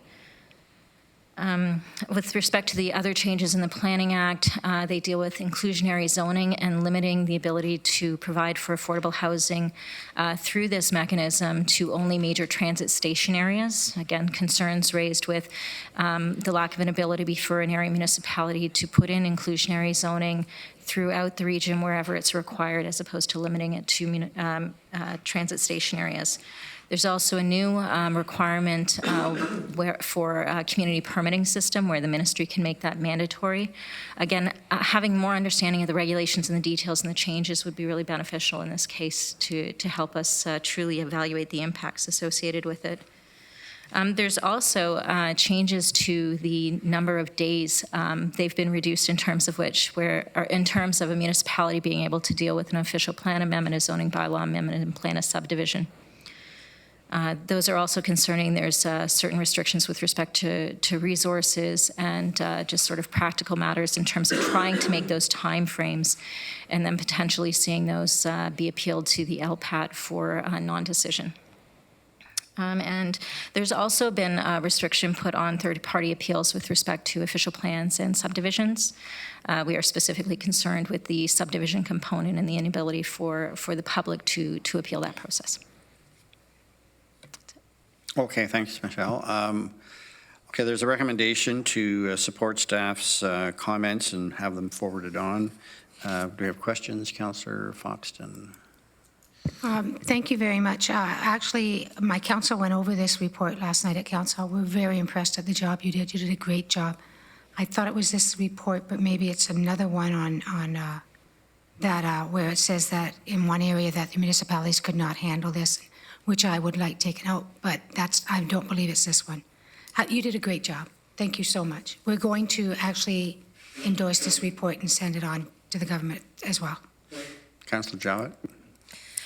Thank you through the chair. I'd like to echo those comments as well. For sure, GRCA took a long, hard look at the report and felt that staff had done an outstanding job on this, so thank you, Michelle. Chair Redmond? Thank you, Chair Galloway. I too just want to reflect on the complexity. It's interesting. This is an omnibus bill, but it's also ominous because it does change how we do business. And I think that this report really gets at the fact that there are some very structural changes and approaches to business as usual. And I think it's great that this has been divided out from the financial impact, because I think that's where most people go to. And yet this really highlights that there are more layers of this onion to unpeel. I don't think we're where we need to be yet, but it's a terrific first start. So thank you to staff. Okay, no other questions? I just would like to thank staff too. This is an ominous job to undertake this number of acts being reviewed. And of course, the track record on some of the matters that we've had to deal with, seems to be unintended consequences that often are not anticipated, and there have been some corrections, so to speak, that the government has done. So hopefully this is another one of those examples that they will take to heart, some of these comments and some of the unintended consequences. I mean, we know what the direction is, okay, and that's their prerogative, but there may be some unintended consequences that we're bringing to their attention, and I'm sure other municipalities and other stakeholders will as well. Councillor Foxton, are you going to move it? Yes, I would move it, but I'd just like to say some of the consequences are phenomenal in that the local tribunal will have more jurisdiction than the municipalities and the right to speak. And in heritage, if you try to list a house and they don't want it listed, they can go to the local tribunal and over you. It's just frightening when you read the whole thing. So I so move, please. Okay, moved by Councillor Fox and seconded by Councillor Nowak. All in favor? And that's carried. The next item is the Community Environmental Fund grants. There's no presentation. Kate is here to answer if there are any questions in regards to them. Councillor Strickland? Yes, Mr. Chairman, I'd be happy to move it, but I do have a question with respect to grant criteria. I know that schools and universities and so on are eligible, but what about repeat grants? Kate?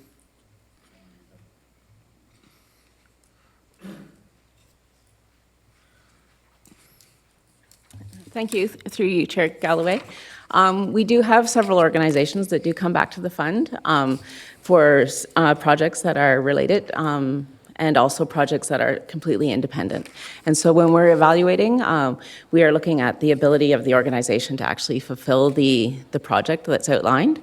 Sometimes, for example, for funding that's going through a university, there may be two projects going to the same organization being the university, but completely separate. And so then we are able to fund those.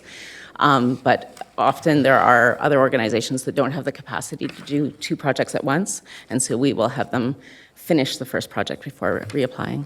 So I understand that. Thanks for that. What I'm wondering is, and I was going from memory, looking at that list, it seems to me there's some organizations that have appeared on the list previously. Correct. So we also have three projects that were recommended for multi-year funding. So the exact same project got funding partially in 2018, and now this is the second part of the funding coming through in 2019. Well, I think we should have a look, maybe not the multi-year, but I just, I'd like to see something come back with some information on how many organizations have received multiple grants since this fund has been put into place. Sure, we can. I think we should have a look at that. Okay. But I'm happy to move it. I think it's worthwhile, but I just want to make sure we spread the money around appropriately. Sure, that's fine. So we can get a bit of a report on that. Moved by Chair Ruttan. Thank you. I just wanted to commend you for putting in the projects that weren't recommended in the rationale why. I think that's really important information for council to have on a go-forward basis. So thank you for being so complete in your reporting. You're welcome. Okay, moved by Councilor Strickland, seconded by Councilor Rentz. All in favor? It's carried. Thank you. Thanks, Kate. The airport master plan update. There's no presentation on that. This is pursuant to the master plan where we would start the process before the next trigger would be pulled. Any questions? Councilor Strickland. Yes, thank you, Mr. Chairman. I'm just trying to figure out for this temporary structure, we're just approving the design of a temporary expansion, not the construction of the expansion? Through you, Chair Galloway, yes, that's correct. You'll recall that the master plan that was approved in 2017 contemplated a permanent expansion of the existing terminal building once the second trigger had been reached, that is, once the airport had approximately 250,000 passengers. Staff have done an extensive review of this option. It was contemplated as approximately a $20 million project. Staff feel that it's prudent to do some design work on a temporary expansion of the terminal building once Trigger 2 has been achieved. And the reason for that is that it will be much cheaper to do that, and it will dramatically reduce the throwaway costs of an expansion at this point. The report does identify the fact that the existing terminal building really is not in a good location for permanent expansion because it interferes with the airspace of runway 1432. As a result, the terminal will have to be completely re-engineered if we get to the passenger numbers that we're contemplating in the master plan. Okay, so the design costs are in the budgeted number of $3.3 million we already have? That's correct. And when you say temporary, what do you mean by temporary? We're looking at structures that would be, we'd be able to disassemble once we had a permanent location identified, which would be brought, once we decide to proceed with a permanent location. So are you talking prefabricated, modular, or like a temporary hangar type structure? We're evaluating a variety of technologies, including a prefabricated and modular units. So we're taking a look at the entire universe. This is something that a variety of airports have deployed across North America as the passenger flows have fluctuated over the last 5 or 6 years. Yeah, well, I'm familiar with that, and I thank you, Mr. Regier, for that. Well, what I'm wondering is why we just wouldn't build it when we needed to, rather than design it now and then build it at some time, possibly, maybe, who knows, in the future. Right. Well, the issue is that as we've observed the changes in the impact of the ultra low cost carriers in Hamilton and London over the last 24 months, we've noted that their passenger numbers have increased pretty dramatically, actually in excess of our Trigger 2 numbers over the course of a year to 18 months. So it's likely that we won't actually have much time to do the design work and put it in place once new air services initiated at the airport. So we're doing this as a proactive measure to shorten the time that we would actually need to put our facilities, upgrade our facilities once air traffic starts to increase. You can design and build a prefabricated building in 6 to 12 months. You don't think that's enough time? Well, our project cycle is actually quite a bit more than that. We're looking at a 24-month period to go through this entire process. So we feel it's prudent to start the work now. Well, I'm not going to support it. We have all kinds of changes that we're going to learn more about in administration and finance about the ineligibility of airport costs to be recovered from development charges. We haven't hit the triggers. We are still way below the passenger volume that we need, but we continue to spend money. And this is a popular refrain from me. I doubt it'll be supported by the rest of council, but I'm not going to support it. Thank you. Councillor Rentz. Well, thank you, Mr. Chair. And I was surprised when I read this because I was on the master plan committee with you and some other members of council. And I recall us looking at models and milestones. As we hit certain milestones, we would add expansion to our current building. So I was quite surprised to see that it's in the wrong location and that we have to make some changes to it.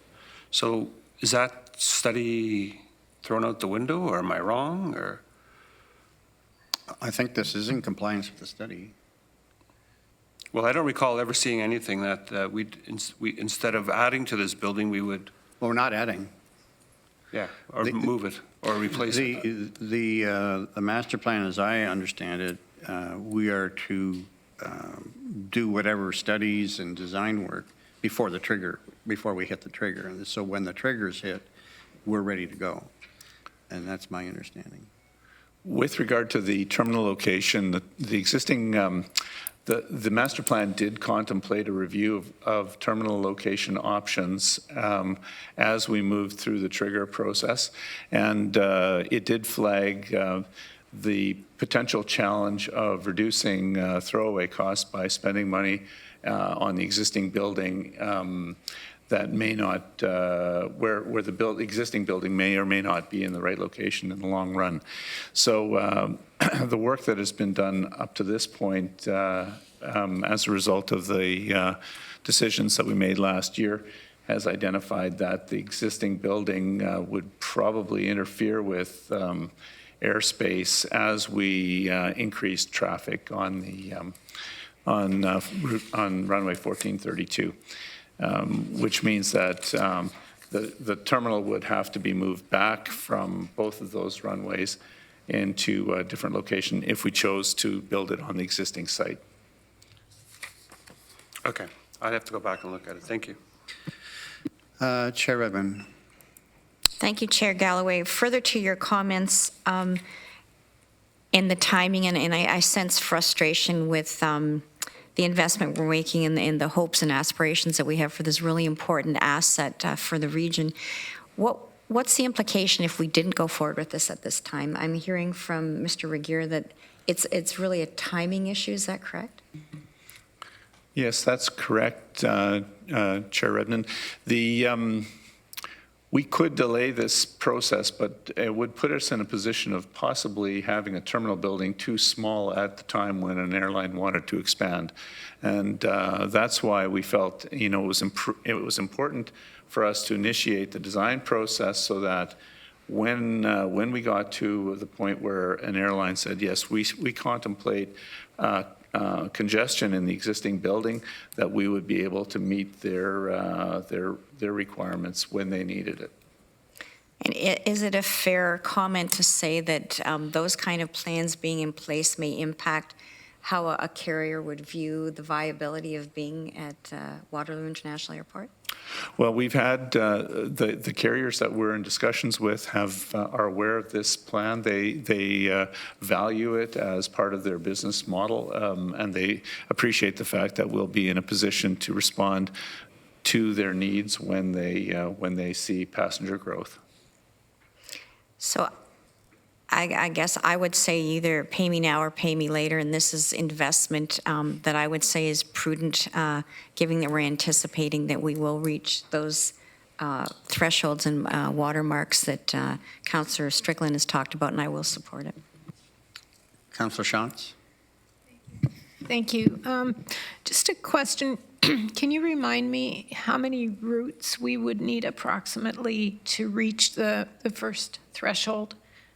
That would be, and that first threshold is where we would need to expand, correct? And that's what this proposal covers. That's right. Yeah, so one daily flight right now generates approximately 80,000 annual passengers. The Trigger 2 figure is 250,000 passengers.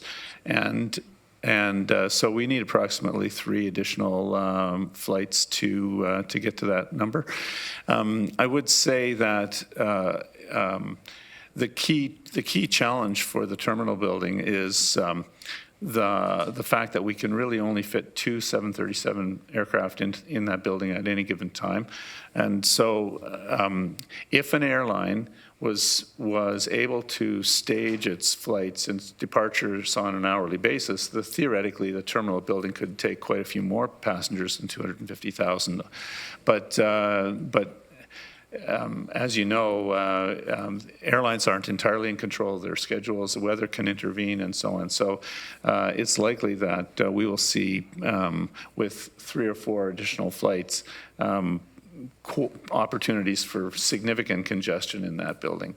And that would degrade the customer experience and really frustrate everybody involved in the industry.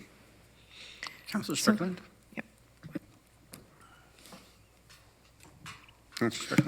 Thank you. With respect to the regional chair and to others, I've been hearing this refrain for some time about a prudent investment. And, prudent investments eventually have a dividend. And we consciously, when we did the last master plan, we said we're no longer going to build it and they will come. So we said we're not going to build it and they will come because that, we thought at the time, was not a prudent way to manage our resources. That we wanted to see the volumes, we wanted to hit the triggers, and once we hit the triggers, we would build it. And so we're substantially changing from that on the master plan. I know there's a way in the master plan that says we felt it's right, we can buy land, so we spend extra millions of dollars on land. Now we're doing some pre-design for a structure we may or may not need. Hopefully we do need it. I fully hope that the airport is a success. But the point of the master plan was that we were going to spend dollars when we hit triggers. So there's nothing preventing us from saying when we have the airline carrier, and oh, look, by the way, the volume is not quite at 250,000. They're not going to have 2 flights landing at the same time. We may have some time to build the temporary structure. There's no great urgency here. We're planning for variables that are way out of our control and spending tax dollars while we're doing it. The idea was that we will build it when we hit a trigger. So we sign a deal and someone comes in and says we're going to have X amount of flights a day. Oh, okay. Now we're going to go ahead and we're going to build the temporary structure because we're going to have a problem in our terminal. That's the whole idea behind the master plan. But incrementally, we're continuing to spend more and more and more money in the hopes of a brighter future. And I'm just really disappointed that we're not sticking to the spirit of the master plan. I don't want to debate you, Councillor Strickland, but that's not my understanding of the master plan. The master plan says we don't build it until we hit the trigger, but we plan for it before we get to the trigger. So once trigger 2 or whatever it is, 250,000 is hit, then we build, but we'll have the planning done. And then once trigger 2 is hit, we then start looking at planning for trigger 3. And if there's EAs that need to be done, or there's, there are some significant, things that are going to need to be done in the future if we ever get to those triggers. But the planning is supposed to precede the trigger, and that's certainly my understanding of the of the master plan. This is not building anything. This is simply getting the plan in place, the design in place. Now, you might make a good point in terms of how much time does that take in a design build context. Does this actually put us that far ahead in the process once the trigger is hit? That could certainly be argued. But I do believe this meets the intent of the master plan. And staff can correct me if I'm wrong on that. Mr. Reaser? That's the way we see it. And I believe that's the way the master plan was constructed. Yeah. And we can revisit that. I mean, it's not that we have to live by it, but it's we could revisit the master plan. If, yes. Mm-hmm. So I understand the planning aspects of it, but the design part, spending money in design right now is unnecessary spending of dollars. If we have a carrier that needs this, we could design and build it within a year, maybe less for a temporary structure. I think you have an argument. Design dollars right now, that's my whole point. Yeah, no, I think. I'm seeing that there's this incrementalism, and this is a fine example of it. In terms of planning for the future and spending dollars right now that don't need to be spent. Councillor Shawns. Thank you. I agree with you, Chair Galloway, that the intent of the master plan is when we hit a target, we then start planning for the next target. But I also understand Councillor Strickland's frustration, if you will. When we sign some kind of agreement with a low-cost carrier or someone else, presumably we would know how many routes there are, and presumably they wouldn't start tomorrow. What kind of lead time do you think we would have after we sign some kind of agreement until the service would start? It will likely be in the 3 to 4 month range. It could be as low as 2 months, might be as long as 6 months. Okay, and to do a design build like we're suggesting in this case, how long would that take to do the planning and get that done? And I realize it's a moving target too, but roughly. Yes, as I mentioned earlier, our project committee has contemplated a design, tendering, construction cycle that would be approximately 24 months in duration. We are operating this, moving forward here so that we can have the project done before the summer season of 2021, if necessary, if circumstances align. And that's why we felt it would be prudent to proceed now. Is it possible to compress that design cycle? It's possible, but the advice that we have from our project managers is that it's not desirable. They feel fairly strongly that the amount of time that we've allocated is necessary in order to get, in order to make sure that the product is available when the customer, when the airline needs it. Okay, I think it's important for us to look ahead to the airport. I think the airport is going to grow, and I know it's frustratingly slow for us, but I think the airport will grow, and I think it's important to be in a good place to respond to our needs when that time comes. I'm a little surprised at the 2 years for that kind of a structure, but I think it's important to go ahead with this. Councillor Lawrence. Well, I like the comment frustratingly slow, because I would totally agree with that. So is this a recommendation from the steering committee that we move forward on this? And what are the actual costs? There's no detailed cost for this.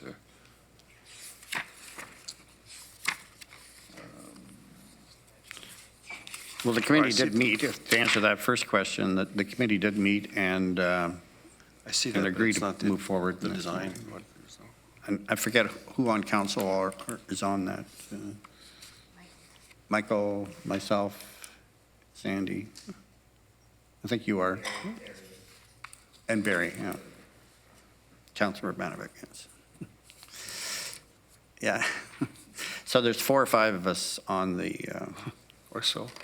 What are the actual costs? I see in the financial implications, it talks about a number of big numbers, but what is this going to cost? Proceed with the design. That's really all we're looking at. Yeah, that's all we're looking at. And to be frank, I actually, excuse me, I don't have the details right of the design process right at the top of my head. I was hoping that somebody from facilities might be here, but I don't know. We can get it, and we'll email it to council before the decision Would next that week. go to tender? How does that work? Yes, that's correct, yeah. Yep. Okay. Well, I think that's kind of important to see what. Yep. I think you're right. I noticed that was missing as well. That should be there. Okay, no further speakers. There's a recommendation to proceed with just the design, no construction of this temporary facility, only to be built if and when a trigger is the. Yes, that information will be available for council. Councillor Foxton will move it. Councillor Harris seconds it. All in favor? And opposed? 2 opposed. Okay, thank you. That's carried. The next item is the low-income transit study findings, I believe. There is no presentation on this. It is for information. So I'll ask if anybody has any questions or comments in regards to it. Councillor Harris? Page 81 or page 127? I was going through the report. I'm just trying to find the area. Okay, so in the report it talked about the fact that the actual applicants have increased tenfold, and that there was also a study done by the universities on utilization. I think there were some other factors. I'm just wondering, if someone can speak to the tenfold, increase in applicants and kind of the background behind that. If this is typical of other municipalities in terms of the pickup, the criteria, obviously it's good to see that people are using it, but I, at the same time, want to ensure that, those that are utilizing it obviously meet the criteria, because obviously there's a significant wait list. I don't know if there's someone that can speak to this. Peter? Through you, Mr. Chair. So the low-income study was done through the university, and 506 low-income residents were brought into the study and evaluated different fare products. Those 506 study participants, members of the low-income community, were also mostly on the wait list. So there is a demand that's out there, an unmet demand for low-income transit use or low-income fare products. This is something that's been seen in other jurisdictions. In Ontario, Peel region has adopted a similar program to our TRIP program, which is a 50% reduction on their adult passes as well for those living with low income.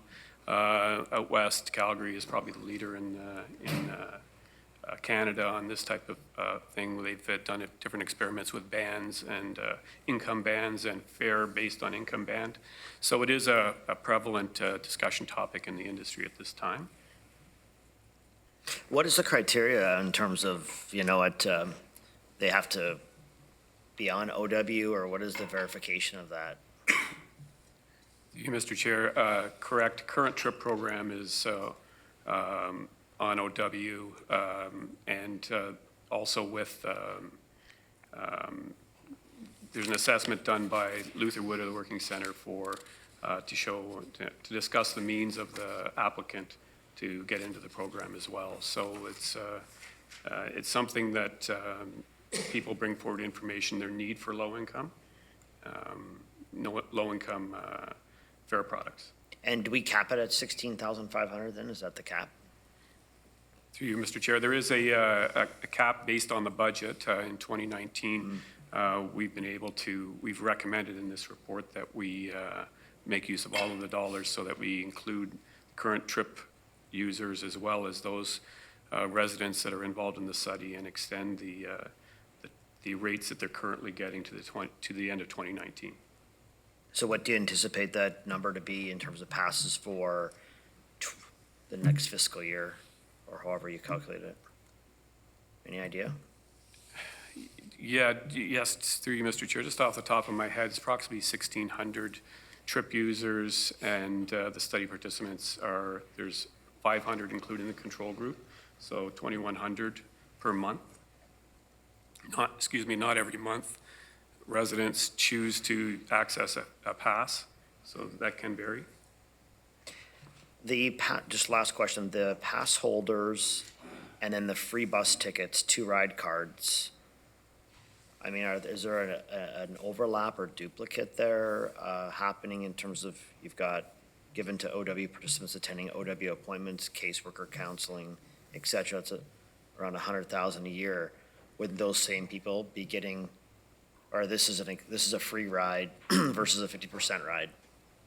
Through you, Mr. Chair. So the 2 ride tickets are generally given to transit users that show up for appointments or need to attend urgent appointments, and this allows sort of immediate travel. There really isn't any duplication that we see in those 2 products. So the people that get the free rides, wouldn't they already have a discounted fare? Through you, Mr. Chair. Not all, no.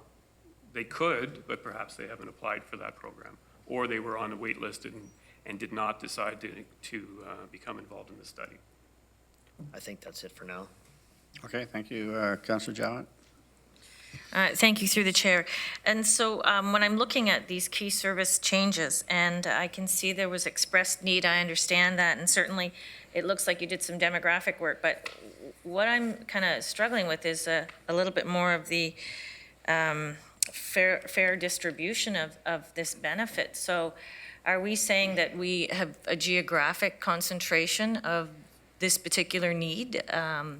Or are we opening up a pilot project to study a specific need, or what were the factors that selected these particular route changes? Through you, Mr. Chair, the study itself was open to anyone that wanted to apply to the program for access to low-income fares and those products. In terms of demographics, generally those living with low income, so below LICO would be the cutoff we would be looking at typically. And so do you have a map of this? It just seems like there's a lot in sort of South Kitchener, Cambridge, so I'm trying to get my head around. Councillor Jowett, you might be on the next report. Okay, sorry. Is that possible? I might have moved a little bit quickly because I did have Although there this could be highlighted. some relevance. Yeah. We hold that thought Yeah, okay. for a moment. You're just like Panasonic, slightly ahead of your time.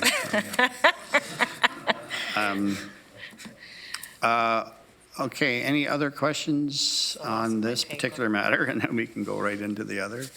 Although there is a bit of a staff presentation on the next one. Okay, that was for information. Now the next item is the proposed new network and the UPass matter related to Conestoga College. And Mr. Zink. Through you, Mr. Chair, just a few brief comments about the report in front of the committee today. Essentially, there's 2 main topics within this one report. The first focuses on the service expansion, which we're proposing to do in Cambridge, following business plan recommendations and principles of, completing the iExpress network. You'll see that we recommend the Route 206 be implemented. trying to restructure services to a grid network in Cambridge. That is a bit of a challenge, but that's one of the directions we're headed in, and increasing frequency on busier routes. So that would be the first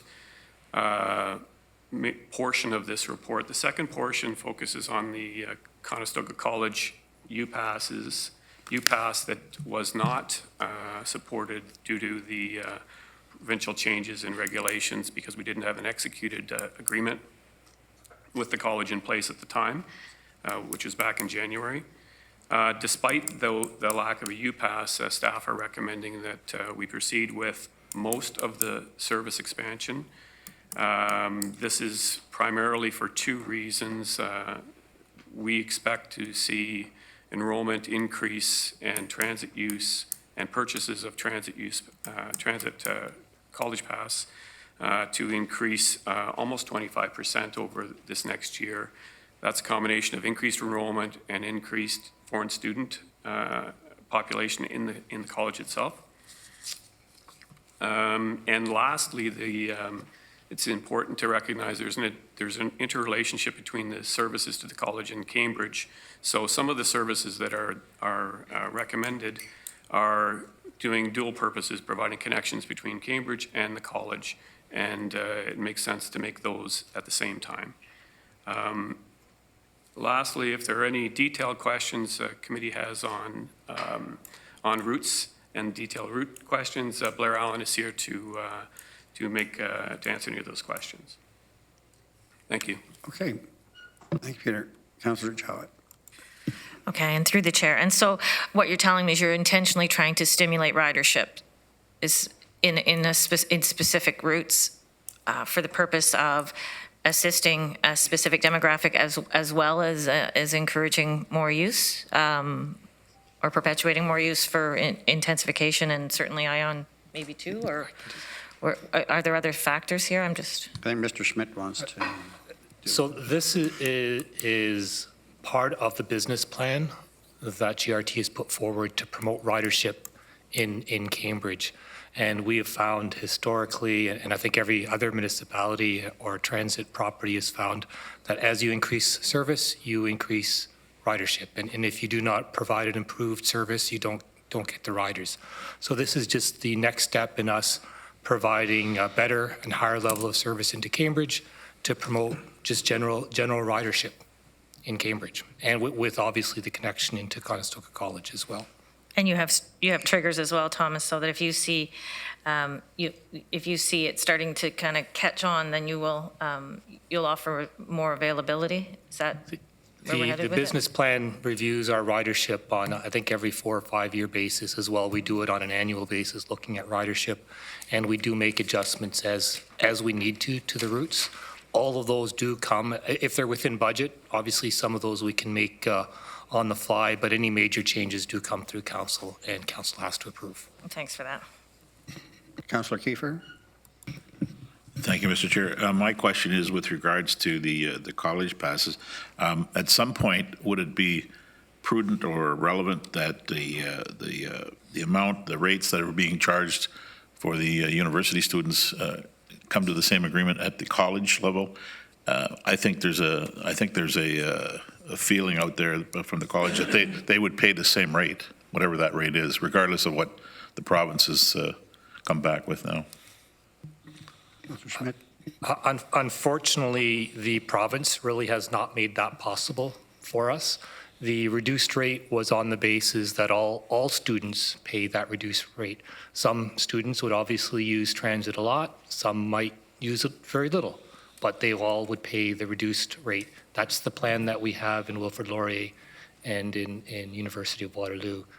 Essentially, in Conestoga College, the province is not allowing that type of a plan, and it's essentially you pay for the service that you use, which essentially means we are providing those passes to the customers that are going to be using our service. Yeah, would it not be relevant though to take a look at that and to see if the college is willing to pay the same amount or the same rate as the universities? I don't think they have any means to charge the students for it. I think the way the universities do it is when you register for university, there is a charge for the transit pass that every student pays. The college has no mechanism to charge those students back. Is that something, though, that could be maybe discussed with them or brought forward, or? I'm not sure if provincially, from a legislative perspective, they have any ability to actually do that charge. I mean, it is basically a system where you can just opt in. You can opt in and buy our pass, or choose not to buy the pass. So your options are, yes, you have a reduced fare as we would for any student, or you don't pay at all. So we as the region could actually reduce that charge then?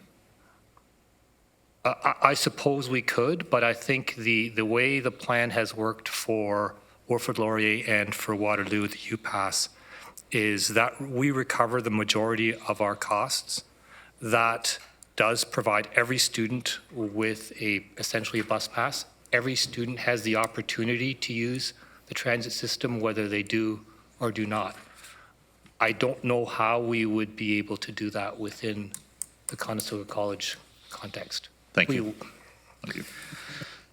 Okay, there is a recommendation there. Someone wish to move it? Councillor Strickland? Councillor Jowett? I wanted to ask, in regards to the UPass, the Conestoga College UPass, it's certainly most unfortunate. I mean, we had a successful referendum. We did not yet have an executed agreement.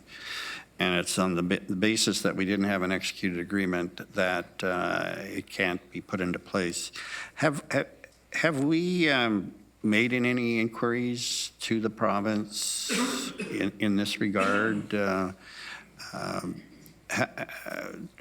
Have we contacted the MPPs to see if an exception could be made? I mean, they're walking back a lot of other things. The fact that there was an approved referendum, I mean, this is not to have another referendum, but just to go forward on what has already been decided, as opposed to the executed agreement. Could that become the referendum? Could it become the trigger point? Have we pursued that at all as a possibility? Mr. Zink. Chair Galloway, the province was pretty clear that their direction was that unless you had an executed agreement, you couldn't go forward with the UPass. That date was moved backwards from discussions that we had back to when they initially announced in January. Through our Ontario Public Transit Association and the National CUDA, Canadian Urban Transit Association, we did some outreach to the minister's level and to the staff level. We found that there was really no appetite to reverse that decision, despite the fact we also had a approved referendum. There were other institutions that actually went forward with referendum and discussions agreements after the March-April date, only to find out that it was a retroactive date. So it's been pretty clear that there isn't appetite to take that on right now. But our association will still keep an ear to the ground on the topic. Sorry, Mr. Murray? Yeah, if I could just add, I knew that I think OPTA and CUDA were working on this pretty aggressively with the Minister's office, which is actually one of the reasons why they actually exempted existing UPass programs from this provision. So I think, on the one hand, the advocacy was somewhat successful, but then there was this kind of arbitrary date. But I think, Chair Galloway, I think you make a good point. I don't think we've raised this directly with our local MPPs, and I think that that's something that both I and Chair Redmond can do and frankly should do, because I think we know where the local MPPs' ridings are, and I think Conestoga College sits right in it. So I think at the very least they need to be aware, and there may be advocacy that we can do with and through them. So I think it's a good suggestion. Yeah, I just don't like to lose the opportunity with a referendum that's still fresh, and there have been some changes in policy and such recently, and who knows. It's certainly, I think, we should be on record with our local MPPs and see what, if anything, they can do in that regard. And we can still move forward with this recommendation, the increased service in Cambridge particularly, increased service in and around Conestoga College, and the network generally. But I think we can provide some direction maybe to have those discussions take place and see if anything at all can be salvaged. Councillor Jowett. Just quickly, when I sat on the board at Conestoga College, this was an important issue. They felt kind of left out because the universities had it and the college did not have it. And it was debated, and I remember we wanted to put forward from the board a request. And then, of course, when the student council president changes over, then so does the campaign for the students. So you have to know that that's a sensitivity in this as well. So when the changeover happens, that impacts these kinds of decisions. Well, part of the history here is that there was a referendum that turned it down. There was a referendum that supported it, and council turned it down. And now we have a referendum which approved it. And so there's a history here, and unfortunately, an arbitrary date is, but I would, I think maybe what you were suggesting, Councillor Jowett, or if you weren't, I'd like to, but, you know, Mr. Tibbetts or whoever else, maybe the chair of the Conestoga board or somebody else, maybe should be part of those meetings, because that would, sorry? Tom, can I speak to that? Yeah. So I'd just like to tell you that I've been asked to join the board again for September. So I can bring it back if you want. Well, we may need the discussions before September, but yep, but that'll be helpful if you're there. We have a motion. All in favor? That's carried. The next item is the fare structure for 2019. There's no staff presentation on this. It's there for your consideration. Councillor Clark. Thank you, Chair. I don't think that was me. I'm not prepared to support the recommendation at this time. When Council approved the 3% increase to general fares back during the budgeting cycle, it was with the understanding, at least it was with my understanding, that we would first be taking some action to improve our transit subsidy program. I think while we may be competitive with other municipalities in terms of our fare pricing generally, the report that we see today, as well as the report that came with our budget package, shows that we are significantly higher, up to 32% higher than the median Ontario in terms of our reduced fares, and that's problematic. This report mentions potential changes that may be coming, and we talked about those a couple of items ago, but it doesn't give us any details and it doesn't give us any assurances. It does state that the trip pass holders will see their fares frozen, and thank you to staff for clarifying that for me last night and this morning. But as we've discussed, one of the problems with the TRIP program now is that it doesn't apply to everybody who needs it. In fact, I think this report, the earlier report, says 1,600 pass holders a month, which we know is only a very small fraction of the people living in low income in our community. So I would support a general fare increase if we had some mechanism by which we could ensure that people who live in low income are not subjected to that increase.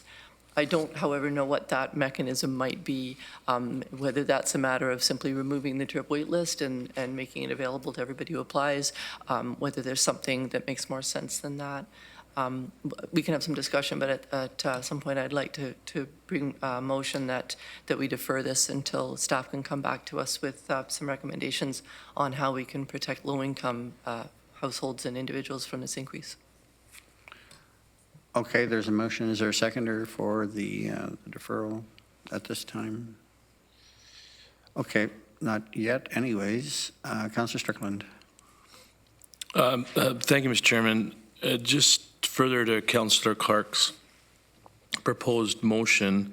I guess the big question is, how would that be achieved in terms of identifying who the low-income folks are? Like, the recommendation has the trip pass frozen. I don't know what else we could do to lessen impact on low-income people. I think if I remember reading the report correctly, the recommendations from the pilot project will be coming back in September. So I'm just wondering if Peter can make some general comments around that. Through you, Mr. Chair. Yes, we'll be coming back with a report on the blending the study results and. Peter, can you put your mic down, please? Thank you. Sorry about that. Blending the results of the study that was done, as well as the recommendation for some fair product changes for those living with low income. There are fairly broad implications to doing that. Obviously, as we've heard, there's a greater proportion of the community living with low income that are not using the current low income fares, so there's some stress would be placed on the revenues by that decision. We want to make sure we get that correct before we report back. So in the meantime, we've suggested that the fares be frozen for 2019 for the group of trip users right now to have time for a committee and council to discuss that.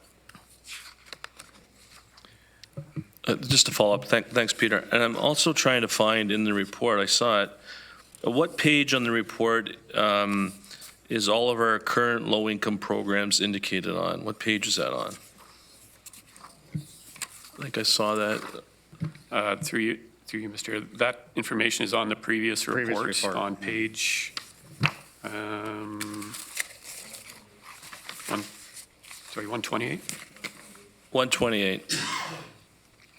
So I understand Councillor Clark's concern, and I would agree with her that the motion at the budget session was to have this pilot study recommendations put in place and before and or at the same time as we put these fare increases in. So I understand that, I get that. Obviously, staff haven't been able to do that. So I think that we need to go forward with this recommendation. It's not perfect. Freeze the trip and also recognize on page 128 the amount of money that we spend to support people in low income. So I think we're doing a pretty good job in terms of supporting folks on low income. And then when the report comes in September, we can adjust the fares accordingly as per the recommendations of the pilot study. So I would support the staff recommendation with the proviso that the trip report or the pilot study with recommendations on how to address transit fares for low-income people come back in September. I don't think feasibly we can do much else. If we defer it, we don't have any answers. So we're deferring this until who knows when, and then we're losing the revenue. So I think it's important we move ahead, even though it's not perfect. Councillor Clark. Thanks. Not to belabor the point, I do just want to reiterate that I do appreciate the fact that we'll be freezing the trip fares, but those really are not available to the majority of people. That's a small population that benefits from that. One other point with regards to the affordable public transit programs on page 128, and just for clarification, the community agencies, those tickets are free to the users of the service, but they are not, those are purchased by the community agencies. So this is not something that we're funding at a discount. But Chair Redmond. Thank you, Chair Galloway. I guess I'm just seeking a little clarification from Councillor Clark, because I knew that this was a concern of hers. Is your concern partly timing? Because I would tell you that if we pass this, there's certainty and clarity for now. But I also hear you saying that it's the number of people that are accessing current programs, that we'll get results from the pilot project. But it also sounded to me like you're concerned with the depth of the subsidy as well. So it's the breadth of the program and the depth of the program that you would like further information or consideration on?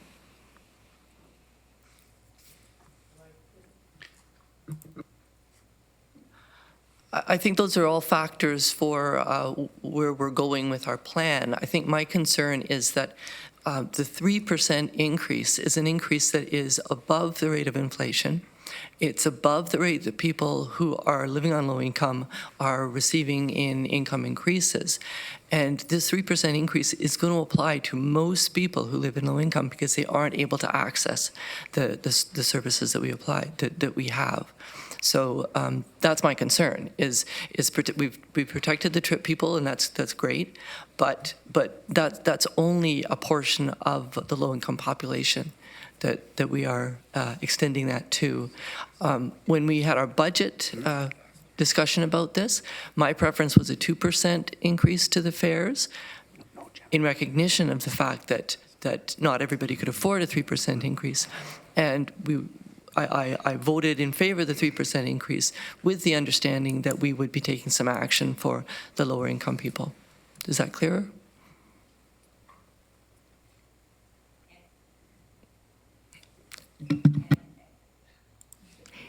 And just one further clarification, you talked about the comparators of our subsidy versus other jurisdictions, and it sounded to me like you were interested in maybe discussing the depth of the subsidy. So it's the breadth of the number of people that can access it, but are you also looking at how significant the subsidy is? I'll go off. Yeah, I absolutely, I definitely am. I think that, $43 subsidy is certainly helpful, but when you're talking about somebody who's on OW, their monthly income is $700. So $43 is a very big chunk of their monthly income when you have to take into consideration the fact that they're probably also paying $700 just for rent. Councillor Strickland. Thank you, Mr. Chairman.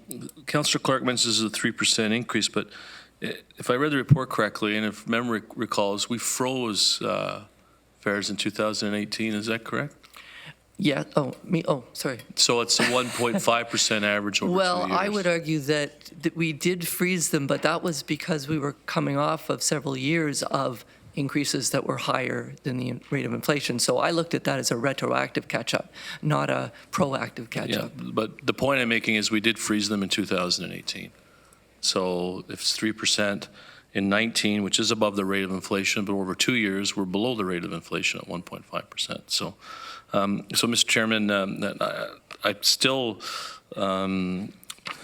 reiterate what I said previously, and if in order and at the appropriate time, I would move the recommendation. Okay, I'll accept that. I have no other speakers, so I'll accept that. Is there a seconder for the recommendation? The staff recommendation. The staff recommendation is what Councillor Strickland is putting forward. Okay. Councillor Harris, Chair Redmond. So I'm supportive of this staff recommendation, but I guess I'm also looking to Mr. Zink or whoever wants to respond that there will be a report coming back. And again, I'll go back to Councillor Clark's comment about timing. Will we receive a second report that delves more deeply into some of these issues that she's raised? And at what time? Through you, Mr. Chair. We're targeting August Planning Works meeting for the second report, making recommendations on the low-income fares. Councillor Strickland going to amend? That was my intent as well, but I'm happy to have that as an amendment, friendly amendment to the resolution. And that's okay with the seconder? Okay. All right. I just wanted to comment as well. I think we have to move forward, but I do thank Councillor Clark for pointing this particular matter out. And I think it's just a unfortunate the two things aren't lining up, unfortunately. We have the report for the general fare increase. It's going to effect September the 1st. We have to put things in place to make that happen. And then we have the low-income study and what outcomes might come from that, and they haven't perfectly lined up. But I do think Councillor Clark is quite accurate in her suggestion that transportation can be a barrier to a lot of people in low income to do a lot of activities of daily living, including seeking employment or getting to and from employment. So we do spend a fair bit of money in subsidizing fares, but and I don't know how what it looks like either in terms of what other assistance we could provide, what other mechanism there could be in terms of income thresholds, how you would administer that, and what other fares could look like in addition to the TRIP program or and some of the other programs we have. But hopefully the August report will give us some clarity on that, and we'll be able to take a further look at it because it is a really critical issue for a lot of people. Councillor Harris. Yeah, just going back to that affordable public transit program, I had asked about we provide 1,600 passes now, but you did say that there will be an increase to that number on a monthly basis going forward. Do we not? Because of the participants in the study. Through you, Mr. Chair, that's correct. There's current budget allows us to keep the study participants that had been receiving reduced fare products through the study or in the control group to receive those fare products to the rest of 2019. For a total of almost 2,000 passes a month? Passes or, yes, fare products, yes. And what would that wait list be in addition to that, do you figure? Well, the wait list is a bit of a moving target. It can go up. It was up as high as around the time of the study, 1,700 people on the wait list. It moved down around after the study started. And I'm sorry, I don't have a current number right now as to what the wait list is at, unless there's someone I can rely on. So I don't have a current number on the wait list. Do you figure it'd be 1,000? Yeah, probably in around 700 to 1,000 would be my expectation. I'm just trying to get a rough idea on the, well, maybe we can get that number? Yeah. Sure. All in favor? Opposed? One opposed? Okay. Thank you. The next item is the Supplemental Studies Regional Water System Upgrade in Cambridge North Dumfries, Class EA. Recommendation to award a contract to GM Blue Engineering. Any questions on that? Moved by Councillor Jowett, seconded by Councillor Foxton. All in favor? That's carried. The annual report. Thomas. Thank you, through you, Mr. Chair. I've worked for the region for 29 years, and this is the first annual Transportation Environmental Services report that we've done. Transportation Environmental Services, I can't say it impacts you the second you get out of bed, but as soon as you turn on a tap or use water, or take the garbage to the curb, or jump on a bus, or get in your car and drive on a road, it impacts your life pretty immediately. Even the construction does, positively when it's done, negatively while it's going on. So this has been an effort by a lot of staff. I think it documents some of the great work that has been done in Transportation Environmental Services over 2018. By no means is this all of what's being done. There is so much more that we could have put into this document, and I'm hoping to make this not just, it is called an annual report, so our goal is to try and provide this to you on an annual basis so that you can see the work that Transportation Environmental Services is doing to serve the citizens of Waterloo. Thank you. Okay, I want to commend Thomas and staff for this, and I particularly like the fact that certain staff are highlighted, certain line staff are highlighted in this, and the contributions that they make. It's the largest group of employees in the corporation, and it's great to see a few of them given some highlighting here, because they are the ones that make it make everything work on a daily basis, so that we can get on a bus, or we can go on a road, or we can have a shower, or we can do a lot of things. It's these people that make it happen, not these people. Well, sorry, yeah. You know what I mean, on a daily basis. Eh? Okay, any other matters to bring to the meeting? Motion to adjourn. Councillor Kiefer, Councillor Shantz, all in favor? Right on schedule here. Maybe